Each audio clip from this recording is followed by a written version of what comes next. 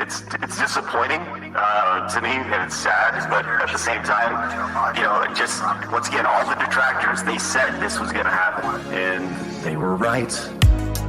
Holy shit, Phil. The detractors. They were right. Holy shit, Phil. Your detractors. They were right. Holy shit, Phil. Do you hear yourself right now? They were right. Like, we totally fucked him. Oh, fuck all that noise. Get you a bottle of gin from Total Wine. Fire up your TV. Drink your gin. Drink your gin. Consequences have actions, Pep. Here's what you gotta do.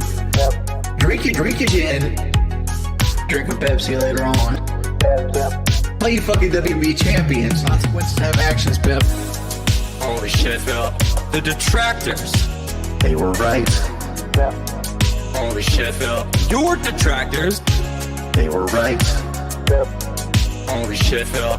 Do you hear yourself right now? They were right. Like, we totally fucked him. Stop being a fucking victim. You fucking bitch. You fucking asshole. Own your shit. Own your shit. Own it. Holy shit, Phil. The detractors. They were right. Bitch. Holy shit, Phil. Your detractors. They were right. Bitch. Holy shit, Phil. Do you hear yourself, bitch? They were right.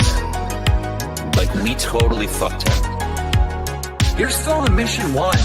No, I'm not gonna let you lie. I know you're lying. I'm gonna pick on you. I know you're lying.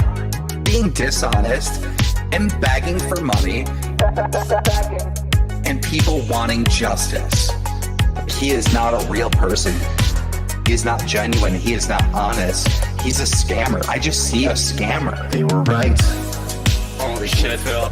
The detractors. They were right. Holy shit, Phil. Your detractors. They were right. Holy shit, Phil. I just see a scammer. Begging. Like, we totally fucked him. Alright, I'm done. I'm done. I understand everything now. I know why there's this hate wave on him, and it's been on him for years. It's because of this bullshit.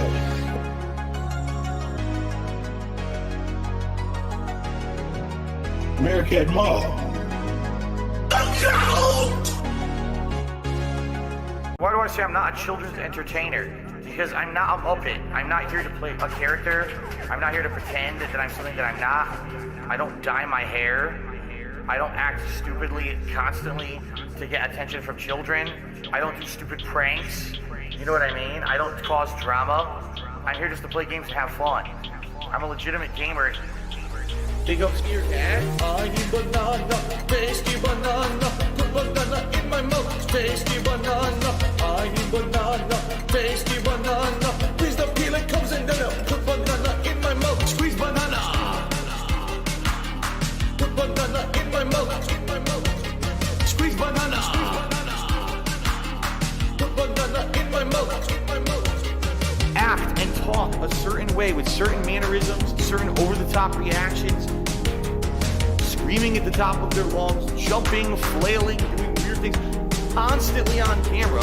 I eat banana, tasty banana. Put banana in my mouth, tasty banana. I eat banana, tasty banana. Please the peel it comes in there. Put banana in my mouth, squeeze banana. Put banana in my mouth, squeeze banana. Put banana in my mouth. I eat banana, tasty banana. Put banana in my mouth, tasty banana.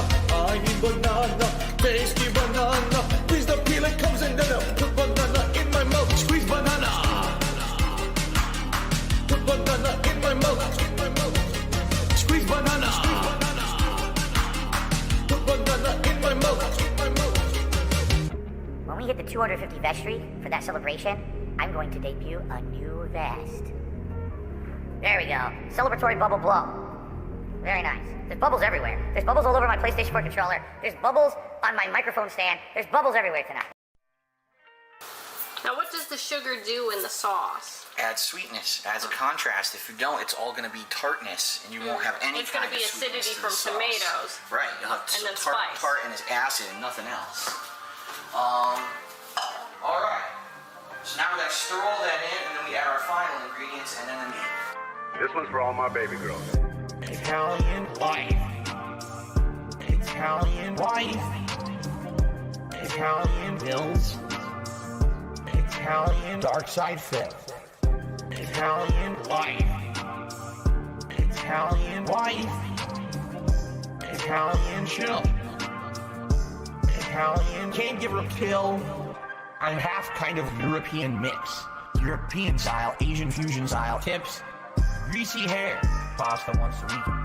Authentic style, Asian fusion style, Italian. Guess what else we're going to add? What? Sausage.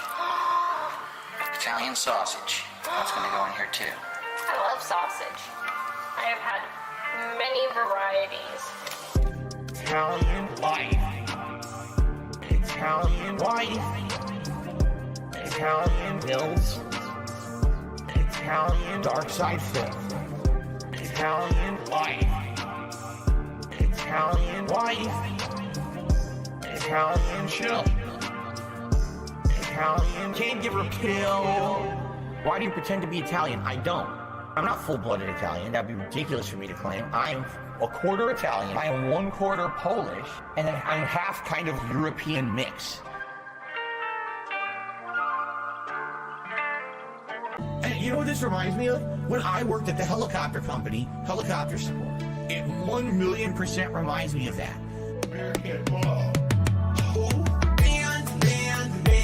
Band. Gone forever. Band.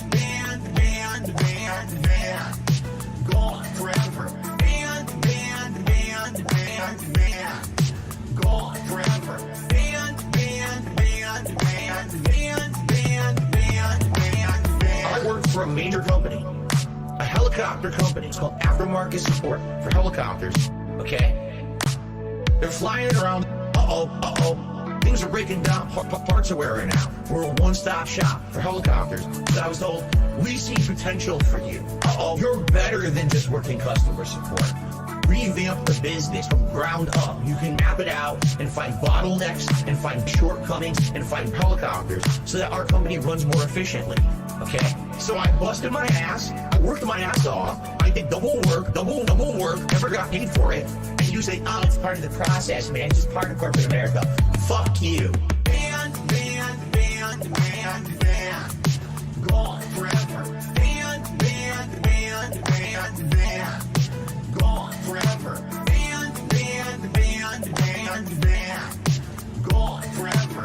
Band.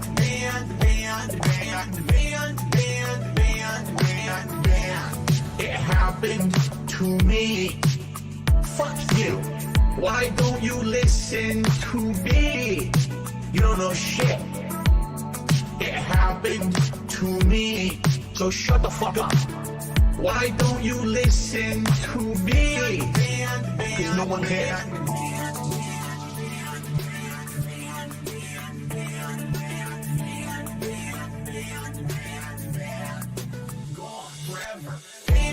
It happened to me. Fuck you. Why don't you listen to me? You don't know shit. It happened to me. So shut the fuck up. Why don't you listen to me? Because no one cares. It happened to me. Fuck you. Why don't you listen to me? You don't know shit. It happened to me. So shut the fuck up. Why don't you listen to me? Because no one cares. I actually admitted this last year. I'll say it again. I actually do play some mobile games. I do. Alright? The ones that I play are free to play or incredibly inexpensive, like you spend $1 here or there to make progress. That being said.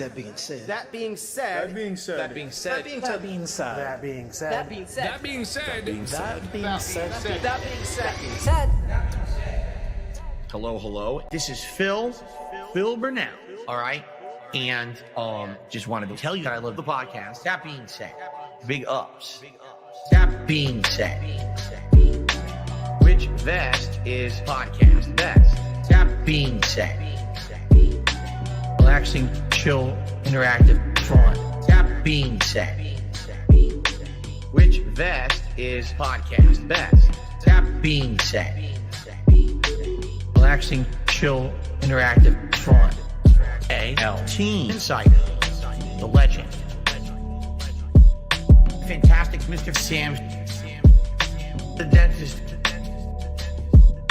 Speak to the Dead, psychological style host, Meerkat, artistic style host. That being said, which vest is podcast best? That being said, which vest is podcast best?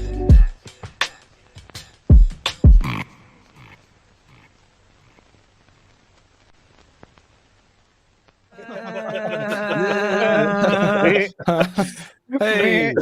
Hello, everyone. We are here. That being said, it is a special, extremely special Wednesday show. As you can see, I've assembled a great team around me. Amazing team. A cerebral style host, a musical style host, a secret musical style host, and also a Wizard of Oz style host. As you can see, our special guest is not here, but he's a very busy person, my friends. He's going to join us ASAFP. He's doing his own stream right now after his first morning stream. And then he's got another stream tonight. So this is the time it worked out. We're going to take it. As much time as we can get, we're going to take it, but hopefully he joins us soon. Don't worry, we have enough to talk about before our boy Craig, legendary interviewer Craig, comes on the show. But to start things off today, little business time to announce. So today, this show is special, obviously. No messages, no amazing bits, no songs, no WPIG. It hurts me to say that, Drew, because I have a very nice one ready in the chamber. But it's going to be we're going to do a special show tomorrow. That's going to be the group thing. It's going to be tomorrow, same time as right now, 24 hours from now, same show. And we'll get all the stuff out of the way there. If any messages, send them over here, and we'll have some fun. Also, the tournament is going to be Sunday. Everyone that sent their tournament thing, you have a few extra days now if you want to send stuff in. Submissions are heating up. Lots of stuff. Tournament is going to be Sunday and normal Sunday show time. Meerkat, our business associate. Did I miss any other business style announcements? Yeah, I think that's it. Again, to reiterate, Craig has been slaying all day. He's got the stream with Keemstar. He's got the stream playing Super Mario. So he's going to join us second part of the stream. This is that being said podcast, unlike a group thing on a Wednesday, because we could get Craig today. Yes. And yeah, he's got a long story to tell. And we're here to hear about it and to contribute with our own contributions. Anyways, let's talk about some stuff. I don't know. Let's get into it. Yeah, I guess to start, the natural part to start with is the thing that Phil can't resist talking about, is that as one special contributor of the whole stream has been contributing enough to get the streak to 11 or something, I believe it is. Something like that. It's not 11. Is it? I think it is 9 or 11. It can't be. But anyway, it was like 6 or 7, maybe. Something like that. And but this the last, I can tell you right now, the last vest streak, I checked out for a long time. Okay, first contribution from ALT Loves Derek. Come on. This can't be the next thing, guys. Time go. Thanks so much. Don't make that happen. It's so lazy. There's plenty of gold still left in the old jokes. Come on. Yes, please. Plenty. 12. It's 12. Oh, God. 12. Thank you, 12. Yes, 12. Yeah. But the last vest streak, I don't know what you guys were doing in the Detractiverse then. But like I remember I checked out for a while there because it's not fun. It's a constant money buff, nothing really cool going on. This one is so much different. The feeling is so much different. And what I think it is because Phil is not enjoying this at all, at least outwardly. You know, I know he's enjoying the sweaty men JPEGs at home. Well, maybe. Who can say he even enjoys that anymore? But he is definitely on stream. He's not having any fun. But what's your guys' thoughts on the new vest streak that is going on? Let's go to Meerkat first. Yeah, first of all, it's not a real streak unless it's on the leaderboard. Yes. And he needs to point at it every 5 minutes and say, I don't know, you guys, are we going to hit the vest streak today? It could end anytime. Today can be the day. We all know it's not going to last forever. It could end anytime. Like, right now, you guys, it's gonna end. It's gonna end. And this reminds me of when the vest streak ended, which was fantastic. The dude he had his stream on, and he was just lurking for tips. He was waiting for somebody to show up. It was just sitting there, being like, "Man, I hope so." And that's what one of my favorite DSP sagas is, that because it was like 276 streams, and literally all of it was about the vest streak. All of it.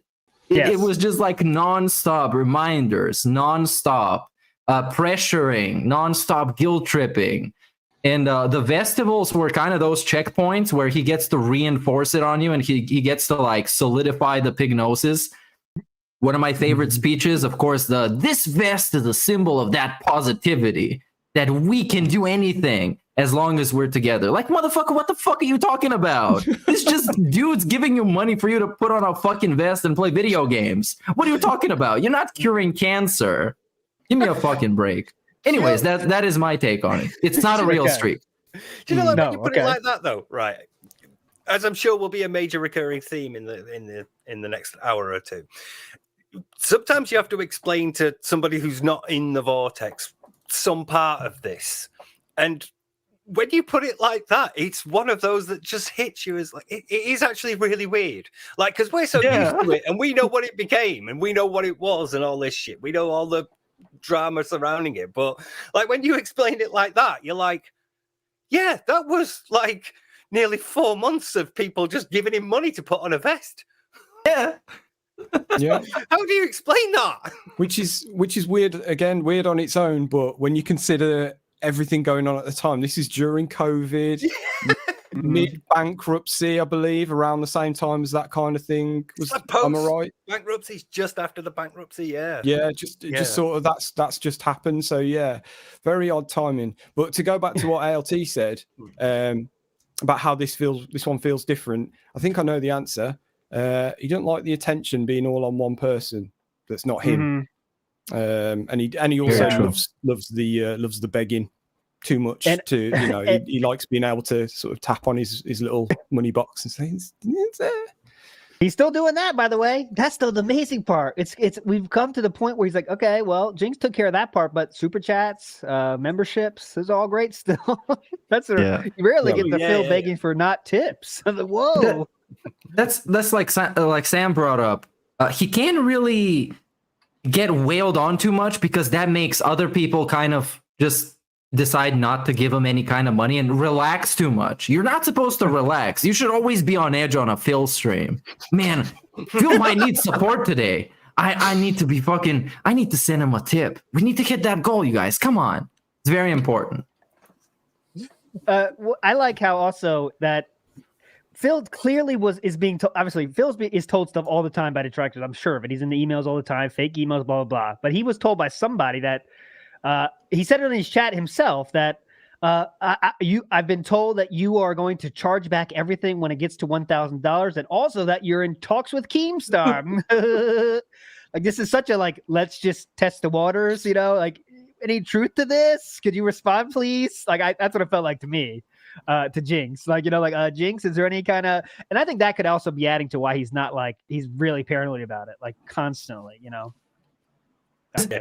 This has happened in the past. It was Tutankhamun, remember? A dude who made the stream all about himself, just like Jinx. He shows up, he gets the King's Parade. He gets people like, hey man, what's up, man? How's it going, man? Yeah, I hope you're doing good, man. Hey, Tut, how's it going, man? I thought you're doing good. It gets wailed out as fuck, and then at some point is like, you know what? I want all my money back. And then it remains a mystery if he actually got his money back or not. DSP claims he did, but that's exactly what DSP would claim. So if you're somebody else, you wouldn't charge him back. So he doesn't want a repeat of that. But this is like what we in the psychological field like to call a red flag, because holy fuck, there is some major paranoid delusion at play here. When you are sort of like at that level of everybody is against me, there's something seriously wrong. And And I know we say it a lot that he needs help, and I know that he's not going to get, the help he needs because he's not got the support network and blah, blah, blah, blah. But this is a pattern at this point. He did it with OIC as well. When he first came in and everyone was making a big deal about him spending money and wanting to be a mod and all that. And then he's done it with Snowcarl when everybody was going off about changing the names to Snow something Carl, and using the snowflakes. Anytime the people who played like Apex with him, they got more attention from chat. Multiplayer stops there, doesn't it? So it's Leanna. Don't forget Leanna. When she said any joke, he's not letting that joke land. She starts talking. He's like, well, yep. Well, we got to do this. Okay. It's really incredible how it doesn't feel like he's in control. And I think that's really a problem, obviously, is that he does not feel in control. And he's like, and it almost, there was a few times you could see it. Disappointment when he had to say it, when he had to say who it was. Man, that's fucked up, man. If you are feeling disappointed because you have to say who gave you money, come on. That's ridiculous. Here's a $1.99 donation from On Paper. Thanks, On Paper. That's something's not right. Something. I'm pretty sure he's even done that before as well, hasn't he? Where he's gone like, guys, just because we've hit the goal doesn't mean you can stop tipping, I'm sure he said that before at least. Oh, yeah. Oh, that was used to be regular. That's a post-Moist thing. He's kind of chilled out on that, but it's getting back. It's getting back for sure. Real quick, I want to say thanks everybody for contributing. We're going to wait to the end because not like ruin the flow. Let's keep it going. But we definitely see all the messages and really appreciate it. Meerkat, you're in charge of reading those and reminding me to read all those at the end, right? Please. Meerkat? Yes, Meerkat's not paying attention. Okay, yes. Well, I was just looking for them. I was just I was counting all that money. Yeah. Meerkat's frozen. But anyways, let's get to the also going on during this wailing out. And Phil seemingly not enjoying it. Also spending $2,000 on WB champions, by the way. Let's not let that go under the rug. The over $2,000 have been spent over the last 2 weeks, I think. Got to check the TJ Gamebox legendary Twitter for that, but it's around there. Whatever, $2,000. If you're going to give him that much, he's going to spend that much. Yeah, makes sense to me. Sound good. This just a quick asterisk. This is how I know some serious stressful shit is going on behind the scenes, because this shit is pure cope spending, just to forget about everything happening. Just pour the whole bank account into the champions, man. Pour it all out.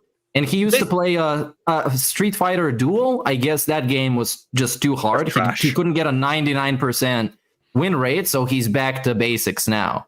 The good old reliable champions. Oh, yeah, excuse me, by the way. I definitely misspoke. Real quick, Steve. DSP has spent $3,153 since the Jinx stuff started. So excuse me. I was 1,000 off. Wow. That's what you do when you have built up such a tolerance and the thing that you're using to cope doesn't work because your life stresses are too much.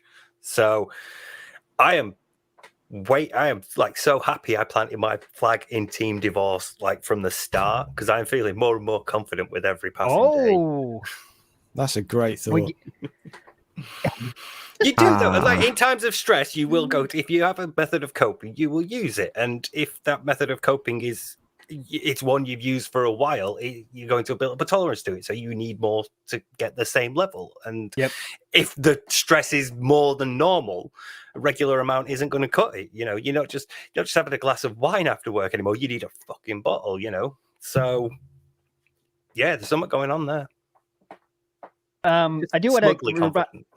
Craig is going to join as soon as he can, guys. I see people still wondering where he is. Can we get someone on the screen there, maybe, Sam, to let people know, so don't keep derailing? Just kidding. What's that? Get Craig on screen. His stream. Yes, please, if you don't mind. Yeah. I did it earlier, but we'll do it again. Here he is. Anyways. Okay. Hi, Craig. Right, there you go. Now you know. Is he there? Team Divorce running laps around the condo, telling you. Yeah. So here's the thing. I know Meerkat is definitely against Team Divorce. Go ahead. Yeah, is this the official change of allegiance from Steve from Team Health to Team Divorce? I was always Team Divorce. You were always? Okay. Yeah, I was always Team Divorce. Okay. Yeah. Okay, so I think the Meerkat, health what's your thing take? is the smoke screen. I think it's like something minor that's like, here's a course of tablets, take these for a month, you'll be fine. But that's going to be the big thing. So he don't have to tell you about the divorce going on in the background. So One day, he's gonna have Cat on stream just to show us fucking idiots, the fucking hater fucking idiots, that it's not true. He's gonna have her. She's not even gonna fit on the couch. She's gonna bring her in on a fucking forklift. No, man, that would be too sensible. It's gonna That would be too like this. sensible, man. I can't do it. It's gonna be like pull Back someone's of a arm head. randomly from the side. Oh, It's like, yeah, look, yeah. this is Cat's hand. This is Cat's hand. If I Do you show wanna wait anything for me? else, it's gonna use against me. Okay, this is her hand. And that's the level. And then it's like, see, Now we have the- what else do you want? Idiots in chat insulting her hand. What a bunch of fucking idiots. Get them out of here. Don't come back. I can't do that because if I do, there'll be idiots who'll microanalyze every pore of every finger and they'll look Exactly. at the cut of the diamond and the ring. Yeah, that's why that's never happening. Because that he'll say that. So it is out. People would analyze. Yeah, people would literally analyze the finger shape. Let's get the rotation on that, boys. All right, enhance. That's how bad it's gotten. That's how long it's been since we've seen her. I can't blame them. It's so much fucking fun. I read all those posts on Kiwi Farms when there was the curls and twirls photo. People were comparing the little the little pores on the nose. Yeah, we're comparing all that shit. It's so much fucking fun. I can't even blame them. It's so entertaining. Yeah, exactly, man. When your life is a reality show, but you're not showing anyone but yourself, everyone's going to want to know what the other person, that guest character that was on for 3 episodes once, like 5 years ago, or whatever it was. Yeah. What happened to them? Yeah. So of course we're going to analyze it. And not to jump too far ahead, but Review Tech USA was on Side Scores, and I've never agreed with him more. I'll tell you that. He's never said more things, and I was like, yeah, that's a good point. Hey, that's a good point. And he said DSP is like his reality show, and that's what the fuck it is. I mean, that's what it is for all of us. It's like, what's going to happen next? You never fucking know, and it gets crazier every year. Right now, we're in the apex. Right now, this season's been hot so far. Little lull there, but now we're back. Oh, yeah. Is the one thing I gotta give him is that he is better than most reality shows that I've watched. Because the ones that I've watched, and I pretty much enjoy quite a few of them, they have a lot of production interference and like people trying to guide them and railroad them into certain ways and certain patterns of behavior. He is a one-man show, man. And he's fucking entertaining as fuck. I can watch 2 hours of his goddamn bullshit ass podcast and nothing can happen and I can still be entertained. What other fucking reality show has to do this? And those motherfuckers have a big budget. He spends all his budget on fucking mobile games and alcohol, and he's still more entertaining than them. Exactly. Come on. And what other reality show? I mean, someone's going to tell me one now, but what other reality show can you directly affect with like a few button presses? If you want to, you can go and change his entire stream if you want to. If you're creative enough. But yeah, I think it's more like a soap opera. It's more like watching like Corey or EastEnders or something for like decades, and it's hard for someone new to get into it because there's all these plot things that you don't understand. But once you're into it, and like most soap operas, most of the time the storyline's quite dull, but every now and then someone like holds up the pub, or like there's a tram crash or like an explosion at a factory or something to really liven it up. It's like a double murder or something. It's wild. But it's like I understand how like people like me nan used to feel, when they buy like the TV magazine so they can read about what's going on in the soap. It's like that's what I'm like now checking Twitter. What did I miss overnight? Like, now that I mention it, I think my grandma is heavily responsible for me liking reality shows and drama shit as much as I do. Because when I was a kid and I would sit next to her and she would be watching some soap opera, like some Spanish telenovela on TV, that shit was engaging as fuck to my like 7-year-old brain, dude. Yeah, I mean, I always like reality shows. I mean, I remember fucking Real World. You guys know Real World? That's one of the first fucking ones on MTV. That's a long time ago. And I like that shit. Shinko, Sways of Our Lives. Sways of Our Lives, exactly. There's a bit there, definitely. Okay. But anyway, so just to reiterate, so Steve is our team divorce member. Meerkat, what team are you on? I think which one makes you haven't changed? I'm Team Health, the day one and strong. We're winning, we're crushing, we're slamming, and we're playing. Samuel, please. I think I was Team Health. Yeah, I think I was Team Health. And then I was like swayed into Team Divorce. I don't know now. I'm leaning to what Steve makes a good case for Divorce. I think he did say. I think when this was starting to take flight, when this arc started, he did say. I'm sure he said it's health related. I know this is Phil talking, but he actually did say those words. So who knows? Here's my only hiccup: is if Kat is leaving Team Divorce representative. If Kat left, there is no fucking way she's not taking Jasper. 0.0 chance she's not taking Jasper. So unless it was a I'm leaving right now, maybe it was a I'm leaving overnight and Phil's not going to know I'm leaving situation. Then maybe she wouldn't take Jasper in that case. Maybe she'll come back and get him or whatever. But since Jasper's there, that's the only thing that holds me back from changing allegiances from Team Health to Team Divorce, because she would be getting that Cat. I've got something. Go ahead. Right. Let me. Okay. Go ahead. How about if she's not the one who wanted Jasper? Phil did. But Phil can't announce that publicly because in his mind, cats are womanly things. His mum was the one who had cats, not his dad. So he associates cats with womanhood. And he can't be, like that on stream. So it's like, my girlfriend wanted one. My fiance wanted one. My wife wanted a cat. So we got Jasper. And really, behind the scenes, she didn't give a fuck about Jasper. She didn't want a cat. She's fine. She don't mind it. But when she's going, she's leaving it. She don't think of it as hers the way that Phil does. So...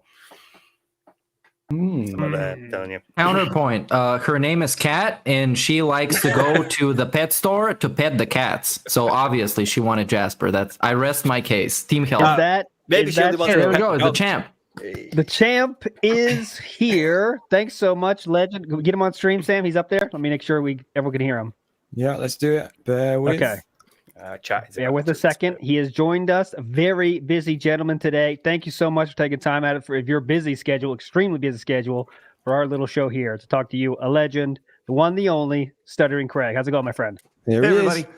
is. Did I mess up the time? Did I mess good. it up? You're good. You're good. You're perfect. It's all good. Okay. All I'm good. sorry. All good. I'm sorry. I live in the crazy Central Time, and I realize, people work off Eastern and stuff. But guys, thanks for having me. I appreciate it. Dude, no problem. I want to make sure I don't want to self-fillet myself too much, but I will a second. We were having Gundam. It's a Gundam was on our show. We were talking normally. It was announced that you were going to do the interview with Phil. I said, "Hey, Stuttering Craig's doing the interview." These motherfuckers had no idea who you were. I knew that Stuttering Craig could do a good job, and you pulled through, my friend. You're a legend. Thank you for that. Well, I appreciate it, man. I know there was a lot of doubters leading up to it, and several on this panel. I'll take around me, not me. No, and that's totally cool. Like I said, I think at the end of the day, I didn't. You guys were right, 100% right. And that when I announced it, I didn't understand what I was getting myself into, right? But when it comes down to it, it's just about doing the research and learning. And I think that's been the most most rewarding thing is that I reached out to a ton of people leading up to it on every side of this. And my whole duty of the thing was to just present the facts as best I possibly can. And he did the rest, so it was a really fun experience. It is the gift that keeps on giving. Yeah. Real quick, I want to. Yeah, go ahead. Just quickly, I think the doubt came from the fact that we never see Phil interacting with anyone else. It's like the only like reference point we have is the quartering interview. So it's not surprising that a large percentage of people were going to say, "Oh, it's going to be like that again." Oh, so yeah. No, like I said, I totally get it. Yeah, it's very fair. Absolutely. Like I said, what have I've been, I haven't done anything online in a long time. I came back in the gaming space after working in, in a totally different industry. And within a few weeks of me coming back, it's like, oh, I'm going to interview this guy that everybody in the internet's ever wanted to interview, and it was cool, man. So I'm glad to be back doing it. And I'd say it's been fun doing side scrollers. Phil's interview was definitely a giant jumping off point for the show, and now we're just now we're just riding the Phil wave. Isn't that something that Phil said? He said we're like riding his wave of popularity or something. So riding his coattails, riding the coattails. Yes. I want to know here. You can be honest on this one. When the interview was announced, right? I'm sure you had a lot of people in that DMs box of yours, my friend. And with that moment, did you think, "Holy shit, detractors are fucking nuts, man. I don't know if this is a good idea." Did that ever cross your mind? Because I'm sure they were. They weren't all, intelligent like myself, but right. Well, no, I will say this. We received several emails from people threatening us not to do the interview. And it was one of those things where I pretty much immediately received the first people to reach out were actually Jeremy and Ryan from Geeks and Gamers. And because Jeremy heard the announcement and then he called me with Ryan, because Ryan is like straight up in the lore and the whole thing. And Ryan's like, dude, they're like, "Are you sure you know what you're doing?" And I was like, I'll be all right. I'll figure it out. And my thing was like, I already announced that I'm jumping off the high dive, now I got to jump and go after it. So jump in the deep end as well. But received several like threatening emails from people who were like, "Listen, blah, blah, blah, you better not interview." And it's like, those, I don't think those were necessarily from detractors. No. Which was kind of the most interesting thing. But I don't know. It was a very fascinating 2 weeks leading up to it. And it was an even more fascinating like week after, because I went from, this guy's a has-been, this guy did stuff forever ago, he's a joke, he should just quit the internet. And like literally the same people the next day were like, "Oh, you actually did a pretty good job." So it was cool. It was neat to see kind of the 180 from folks, but I took it seriously, and I think having Adam on the stream really helped. The chemistry there was really good, and going, the strategy was, I'm going to be the guy who's educated, and I want Adam to represent the common man. And Adam knew very little about Phil going into it, so. As I knew the little minute minutia about, the lore and everything, allowing Adam to be like, "What? No, that doesn't make any sense at all," was really important. And I think ultimately Adam was the star of the interview, because he was the one who said what everybody else was truly thinking. Yes. Well, that's one of my favorite ironies of it, because Phil, like right at the start, says, "I want this interview to be, the place where everyone can come and see, the latest, they could hear about the rumors and they could hear my side of the story and all that." It's like, so Adam fills the role of that person, exactly the person who Phil is trying to win over, and over the course of the interview completely like 180s and disillusions him, and so completely turns him off supporting him, and basically exposes himself as a bright shit. So it was great. Like, he's supposed to be winning me over, and instead oh god, can you imagine? It was pretty outstanding. Yeah. Real quick, did you ever, real quick, speaking of minutia, this is a very minutia question that people watching our show will be interested in. There was a time when you had to be on with Phil before the interview started, right? There was a time when you entered the room, whatever you use, StreamYard. Can you talk 5 minutes, Can you talk us about that? Was there anything interesting there? Maybe was Phil, did he seem nervous? Did he tell you, "Okay, guys, blah, blah"? What happened there? We want to know.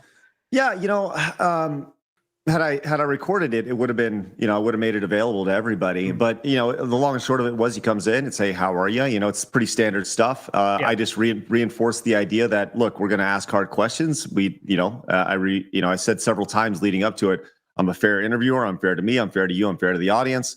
Reinforce that again. And are you cool with that? Yeah. Ask all the hard questions. I want this to be the interview. And it's like, okay, well then off we go. And that was pretty much it. It was only, a couple minutes, and it was just pretty much reinforcing that, look, we're going to ask you hard questions and we expect honesty from it. And he was like, "Yeah, well, for sure. Honesty the whole way," so, nothing, I wouldn't say he was nervous. I think he was more excited. Interesting. Sam, can you, the first time Sam he's seen has a podcast. I know, really. Sam has a really nerdy question he wanted to ask. Go ahead, Sam. Now's a good time for that. Yeah. I'm sorry to the person that got me to ask this, but I promised I would. Did you guys, and I'm guessing the answer is possibly no, but did you guys insist on him not wearing the neck phones for the interview? Because he never wears headphones. And no. Okay. That's it. There you go. There was, to be clear, there were no stipulations on either side. There was no money exchange hands. We didn't request anything from Phil. He didn't request anything from us. It was just, hey, we're going to do this at this day. I'd say the only thing that was requested was the interview after it became apparent that there needed to be an interview.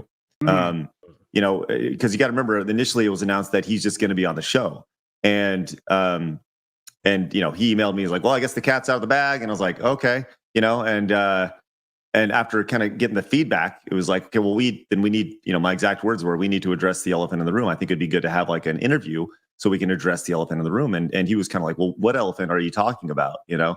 And I think that was like, that was kind of than one. right. Yeah, right. He's got a pack in there. Yeah. The safari park's worth.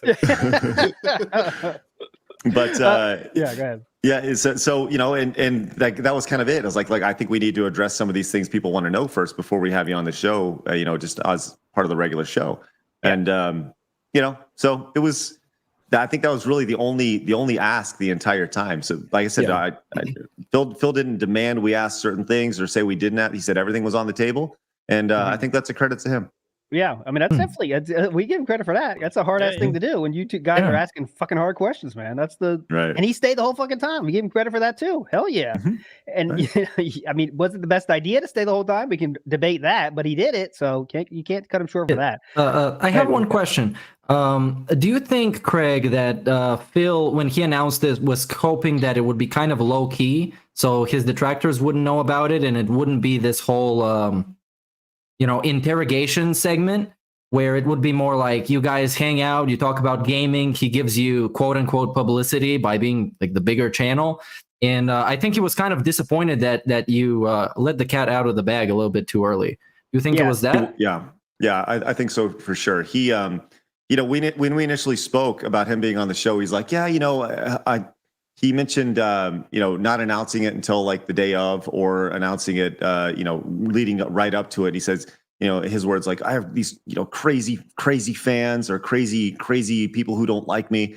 And in retrospect, like, you know, I didn't really think about it. You know, I was like, how bad could it be? You know, so at the start of every month, I try to announce who's going to be on the show. And I did that, and it was like, you know, I casually mentioned, you know, we're gonna have this, you know, DSP guy on. He used to create content. He was like, you know, I think I said he's a meme lord or something.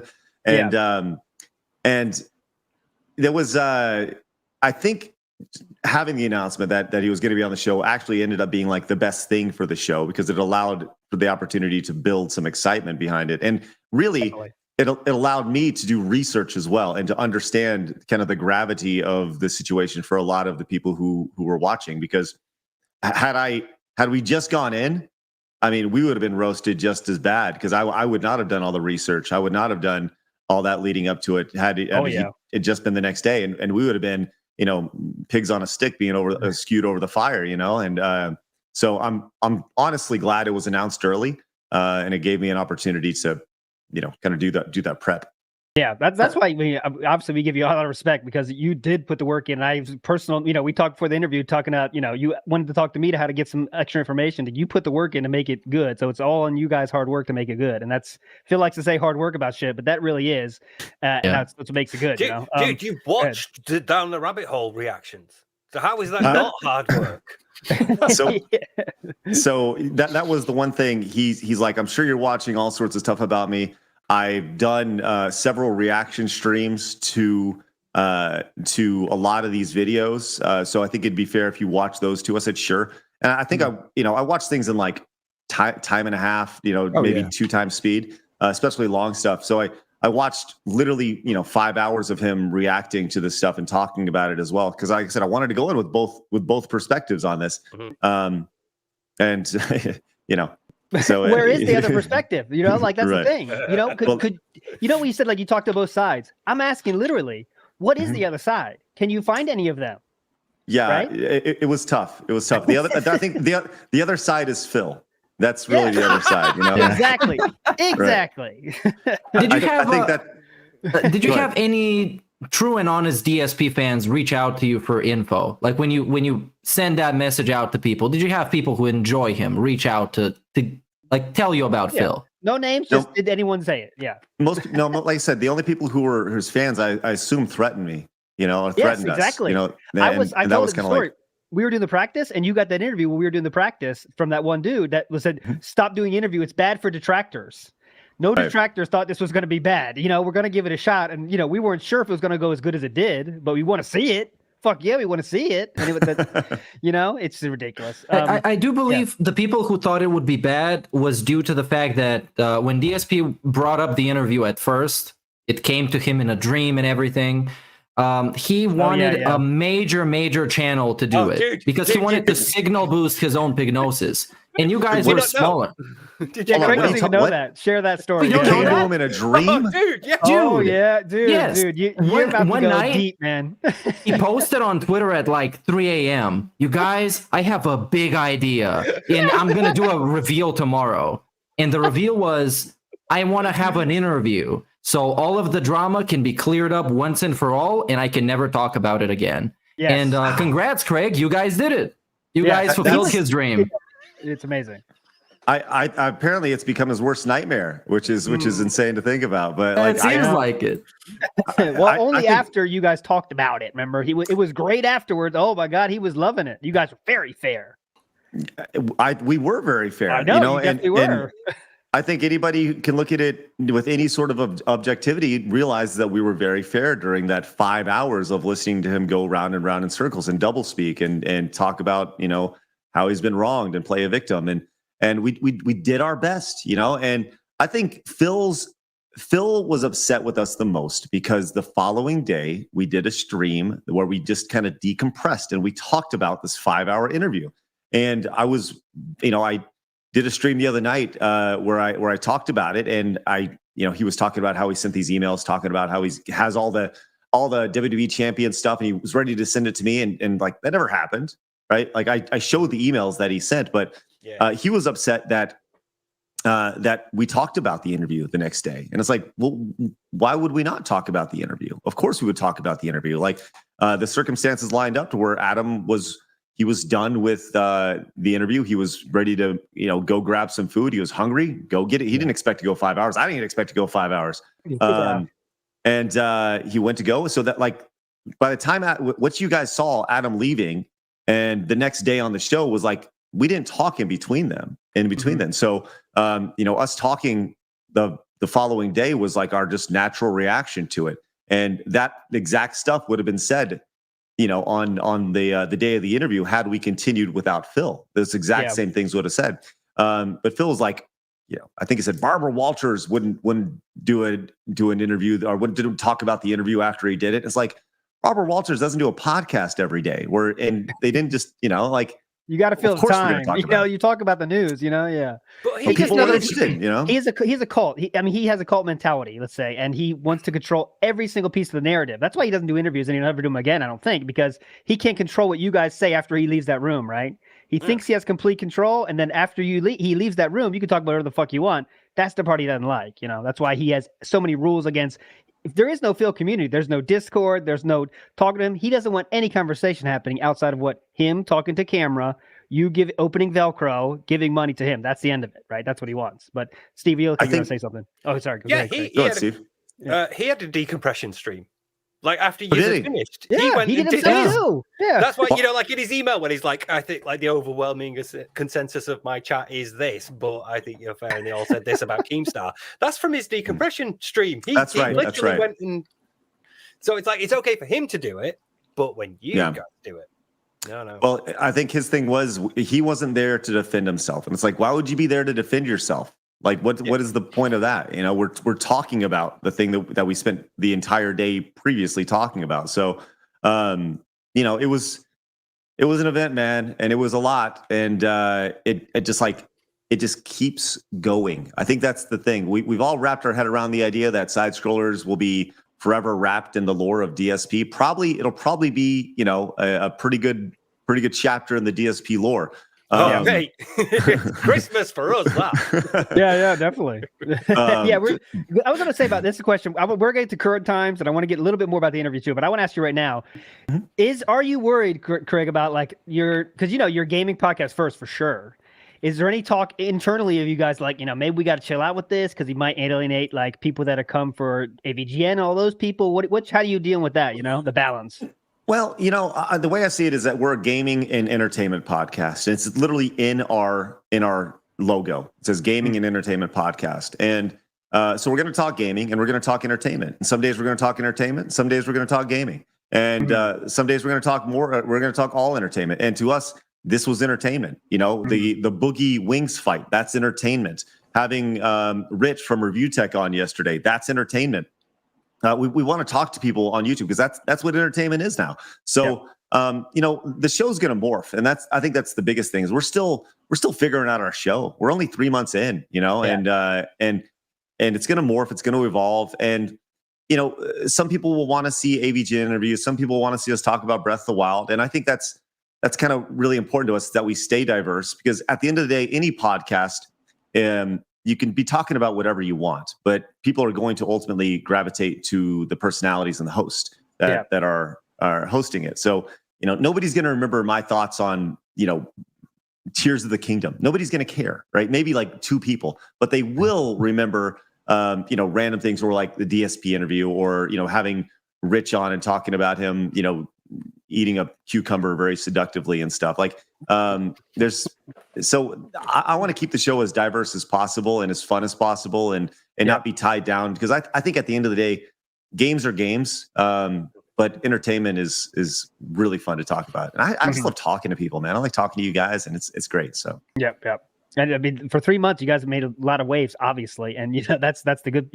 Can't say you did anything wrong in that because you made waves and they're positive waves about.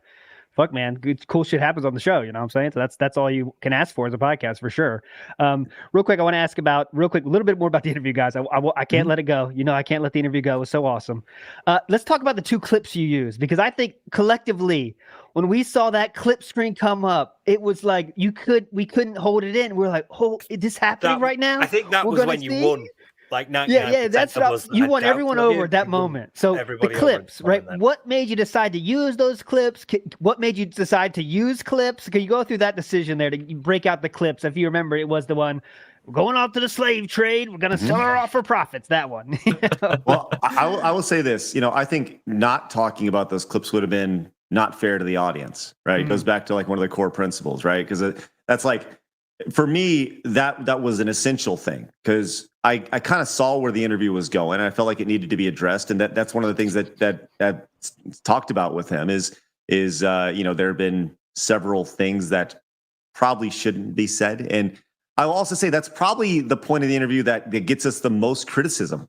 People are like, well, who are you, the joke police? And it's like, I understand that. I think that's a fair criticism, but at the same time, it's like, do we really need to be joking about that? And it's like, is it really the right place to be talking about that? And I think the most fascinating thing about that was how he was like, what? I don't even understand. How could you even put that together? The slave thing and the little, like, he was just like, so, he was so in denial. It's like, how could you even think about that? And Adam's like, well, it's right there. And it's clearly, just putting the dots together.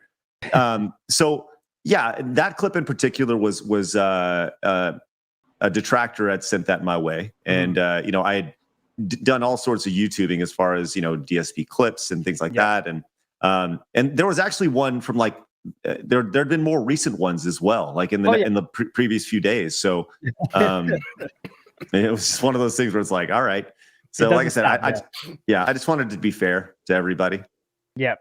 Yeah, How about, go ahead. I thought that clip was, and you guys criticizing it, was more of an example of how DSP hasn't really changed all that much, even though he claims he has throughout the last 10 years or whatever, but he still makes those same jokes. Because I also saw all these comments criticizing you for trying to be the quote unquote joke police and stuff like that. I didn't think that was the intention behind that. It's just the dude came like off like a 10-minute discussion, how he has changed. He's different. He's so positive. And then you bring up a clip about the slave trade. And it's just kind of like, it debunks that. Yeah, exactly. And that was literally the entire idea was like, he's saying this, there's one thing, you can say all you want about how you changed, but show me the actions. And it's like, well, here are your actions. You're saying all these great things, but you're not putting it into practice, and that was kind of the idea. So yeah, it's just beautiful. And he had that's the time when you could tell when he had something prepared.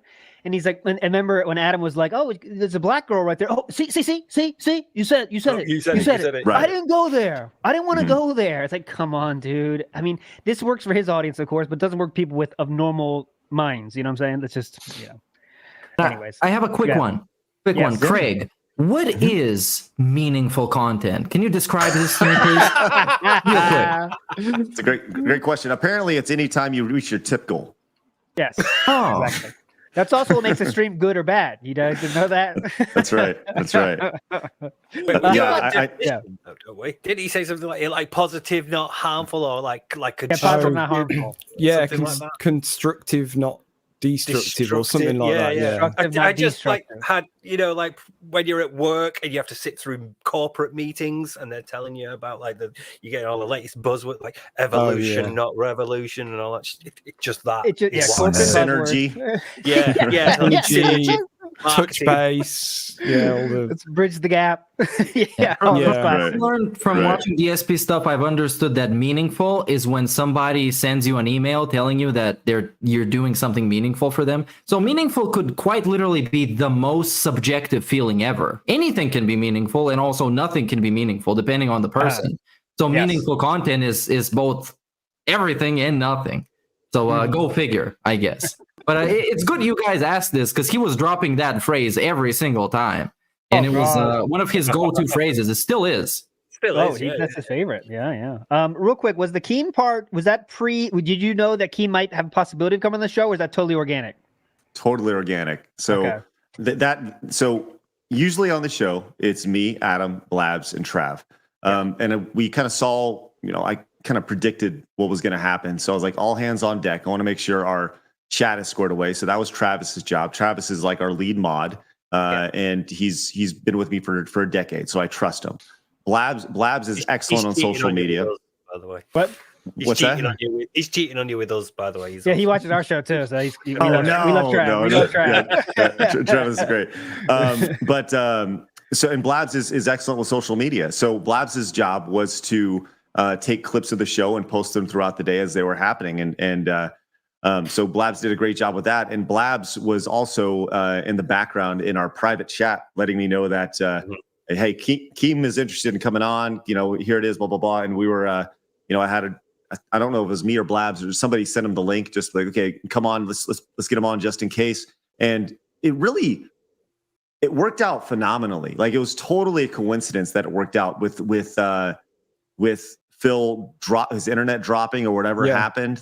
Had that not happened, the Keem stuff wouldn't have happened, because we were very mindful. Like, Phil's request was like, I don't want to talk to Keem, right? And when he dropped, that gave us the opportunity to bring him in and talk to Keem while Phil wasn't there, and get the okay from Keem that he's going to keep it cordial and and all this. And then we brought Phil back in, and it's like, once again, going back to that bridging the gap type thing, and it worked out really well. Which, by the way, I just want to point out, tonight I'm going to have Keem on for the first time since the interview tonight on stream. So hopefully you guys want to come and check that out tonight. Me and Keem, we will certainly dig into this a little bit more. We'll definitely be there. Definitely be there. Could you ask him to expand a little bit more on the tweet he made about interviewing DSP friends and family? I'm very curious about that.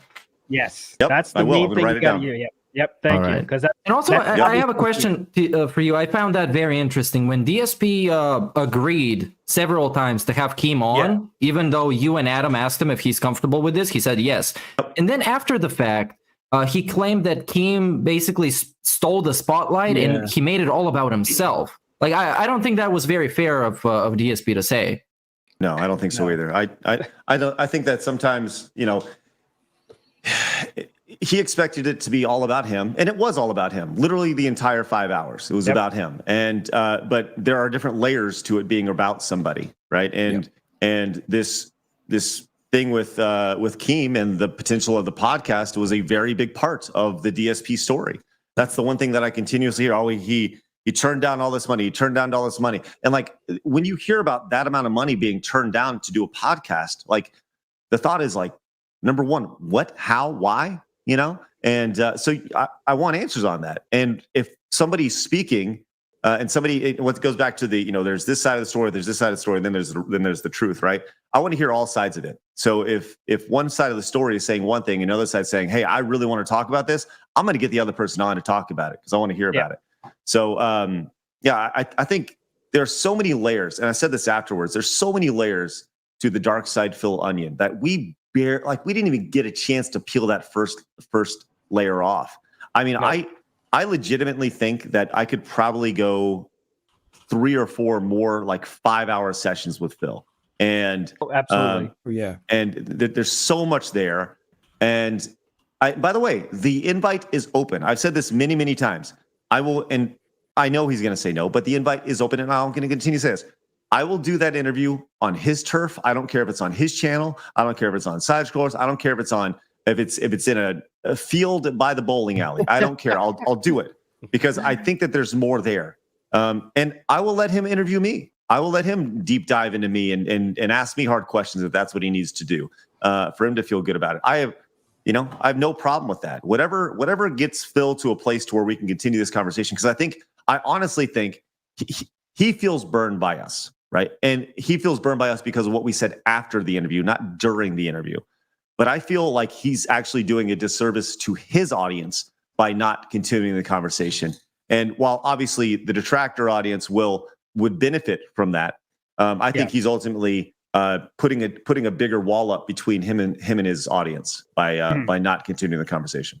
Yeah, definitely. But here's the thing: DSP is like a strange creature where there is no community there to. Remember, you talked about doing like a debate between a detractor and a fan of DSP.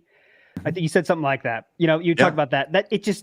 That's the one content creator that doesn't work because you can't find anyone on his side, right? And I'm not saying anything funny here. I'm talking about facts. You could a few people, right? And there's a few people there, but they would be people that are nefarious for different purposes or different reasons, right? If you know what I'm saying. Try to be as polite as possible. That's why it's like all his content he makes is for us in a way, right? All he says, I'm not talking about drama. I'm not done with the drama. I'm done with the drama. That's the start of an hour-long talk about the drama. And then he goes to gameplay and everyone leaves the stream. Right. So he's kind of locked into this place he's made himself, which is a prison of like, I can't talk about the drama, but I need the drama. I can't talk about the drama. I need the drama. Like he has to do what you tried to do in the interview, and we're not trying to get him to admit something that's not true, but just come with his own, to grips with the truth, right? And that's something he can, until now, never ever do, and maybe he can in the future someday. But you saw the circles he was talking about, the WB champion stuff about. I had prepared 30. I was going to spend 30 minutes and prepare all this nonsense, all this documents. No one asked for that. Data packet or something like that. Yeah, data packet. Yeah. Like he's creating an elevator pitch for you. You asked for a very direct thing, and Keem said it fucking right again. He said, "Phil, the chance is gone," and he was so right, because if you have nothing to hide, it's an easy thing to do. Right, and he couldn't do that. I think that's probably the most fascinating thing. It's like there was a very specific window that was right there in front of him. He could have done it in real time, right there as we're live. And somebody said this in our chat the other night, and they nailed it. We gave Phil a golden ticket, and he ripped it up. Yeah. Yep. That's the thing, man. You're getting accused of something pretty damning. And you're scheduled to appear somewhere to defend your stance, that you're innocent, and you don't prepare the evidence beforehand. Because if somebody accused me of some shit that I was obviously innocent of, I would prepare every piece of evidence I could, and I would present it as clear and concise, as fast as possible. So even the people who just are kind of in between, if I'm innocent or guilty, they could understand it too. He had this chance, and then he decided to bullshit with all this. All these emails after the fact, the things that you reacted on your stream recently. And it's like, at this point, man, the train has left the station. It's gone. Yeah. And you lied about what first, though. Yeah. And he Did you have to ask your wife? Yeah. Oh, yeah. He hardcore lied about what emails you wrote, just straight up, just making stuff up. And how ridiculous is it to think that he wanted you, Craig never responded. And it was 2 hours later. 2 hours later, whatever it was. Well, I'll say this. The first email he sent after the show, like I said, we were just tired, right? We're done. Like I'm not gonna like I'm done for the day. I'm not, and then I wake up and I do the show the next day, right? So I'm not checking email anyways. So the first time I check the email is the following day, and hence the gap in responding. It's not that I didn't want to respond. It's it's that I didn't actually check the email. And leading up to the actual interview, like we would go, 2 or 3 days between emails being exchanged, both him and I. It's not like it was one of those things where it's like boom, boom, boom. He sends an email, I get an email, and it's back and forth. It was, he'd send an email on Sunday, I'd respond on Tuesday, he'd respond on Thursday, and then I get back and it was just one of those things. So I don't know where the instant thought that, well, he's going to be responding immediately. Like I said, I don't use email. I don't use email to communicate with anybody, right? No. It goes back to the Keem thing. I'm not using email to communicate. We have an email just for the idea of potentially booking guests and reaching out to the contact lines. But for the most part, we try to DM people and message them and get them on that way. So, it was looking for the very first excuse why he couldn't show you the proof, the very first one. And as soon as it came, he grabbed it. And then he twisted it into, I was going to show him so much more than what he asked for. I was going to show him everything. And it would make me look innocent as fuck. But he didn't respond to my message, so it's on him. It's on you, Craig. I'm sorry, man. And he didn't need to. He didn't need to do any of that. He just needed to do what we asked, and that's it. He didn't. That's the thing. Like, I say that, and it sounds bad. All he needed to do was what we asked. Well, it was a request. That's all it was. Was look, just prove yourself right here. It's very simple. And I got to give credit, by the way. That was not. I think I saw that in the chat, and that was something that was mentioned in the chat. I just have him show it to you right now. So I pulled it from the chat. I don't remember who said it. And they were right. That was the right way to go. Like I said, I wish I was smart enough to come up with that on my own, but somebody mentioned that in the chat and I was like, oh, okay. That makes a lot of sense, and just kind of put it in my back pocket and used it when it needed to be used. But yeah, it wasn't a large ask. It was a very simple ask. And unfortunately, we all know how that turned out. So, but yeah, no, just like I think now, right. Sorry, just very, very, very quickly, Sam. Yeah. Screenshot. Open email tab.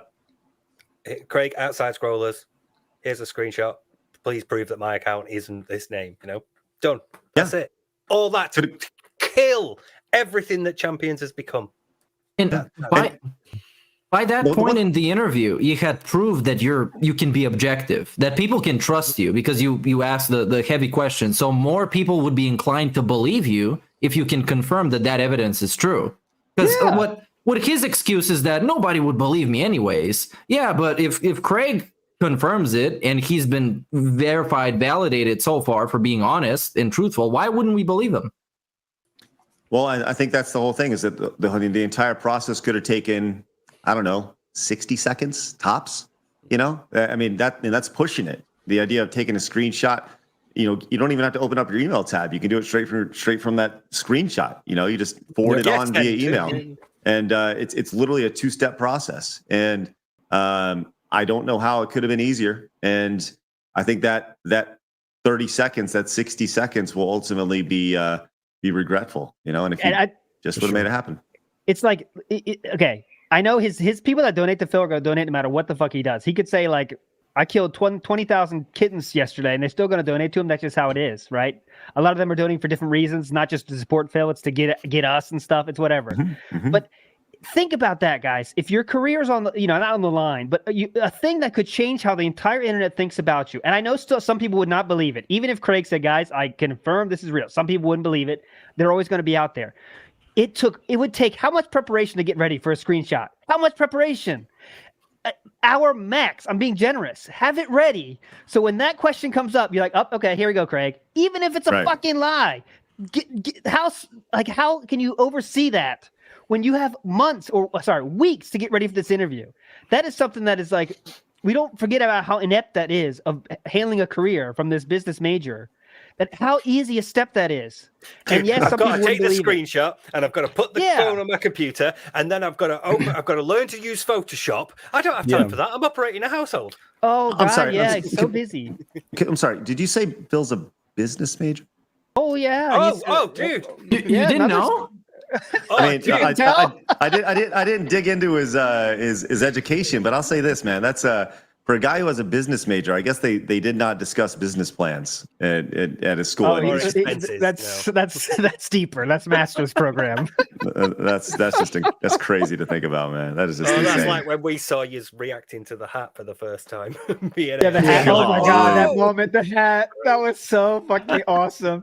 He That had was, weeks to plan the joke. He thought you guys were gonna lose it, man. He thought you were gonna love this. And Blab's face. Blabs is a hero around these parts because of that reaction of Blabs.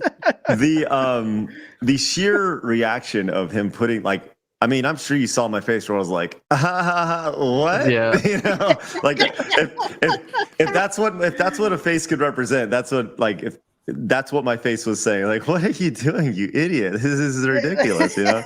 And he thought, man, it was incredible. Yeah, he's like, oh, this is gonna kill. This is gonna be a great gamer reference here. It's Street Fighter, you get it? It's Raul Julia, you know. ALT in particular has had some fun with that very moment. The intro, because you always say that he had two jokes lined up, one for the intro and one for the outro, and he'd had like at least a month to prep for this thing, and that was the best he could come up with. Was those two jokes he had prepared, they both fell as flat as can possibly be. It's incredible. His first joke was like, guys, you're gonna go off the internet now because you had DSP here, and I was like, the energy is just sapped, and you guys had to get it back, you know, because like, all right, horrible joke to start, gotta get it out, gotta recover. Oh, is that right? Thanks, Phil. Thank you for. By the way, I would like to thank Phil for allowing me to come on this show. I needed to make sure I book all my guest appearances with Phil prior to coming on. So now now we're allowed to get wings now because you're on, so we can get wings. Yes. Oh yeah. Yes, I greatly appreciate Phil's generous offerings to my career. So thank you very much. There's something I would like to point out. When he stayed for you guys' post show, the Patreon post show, and then he kind of brought it up when you guys were doing your decompression thing as him being a nice guy. He volunteered to do this, but he brought it up and he kind of dangled it in your face.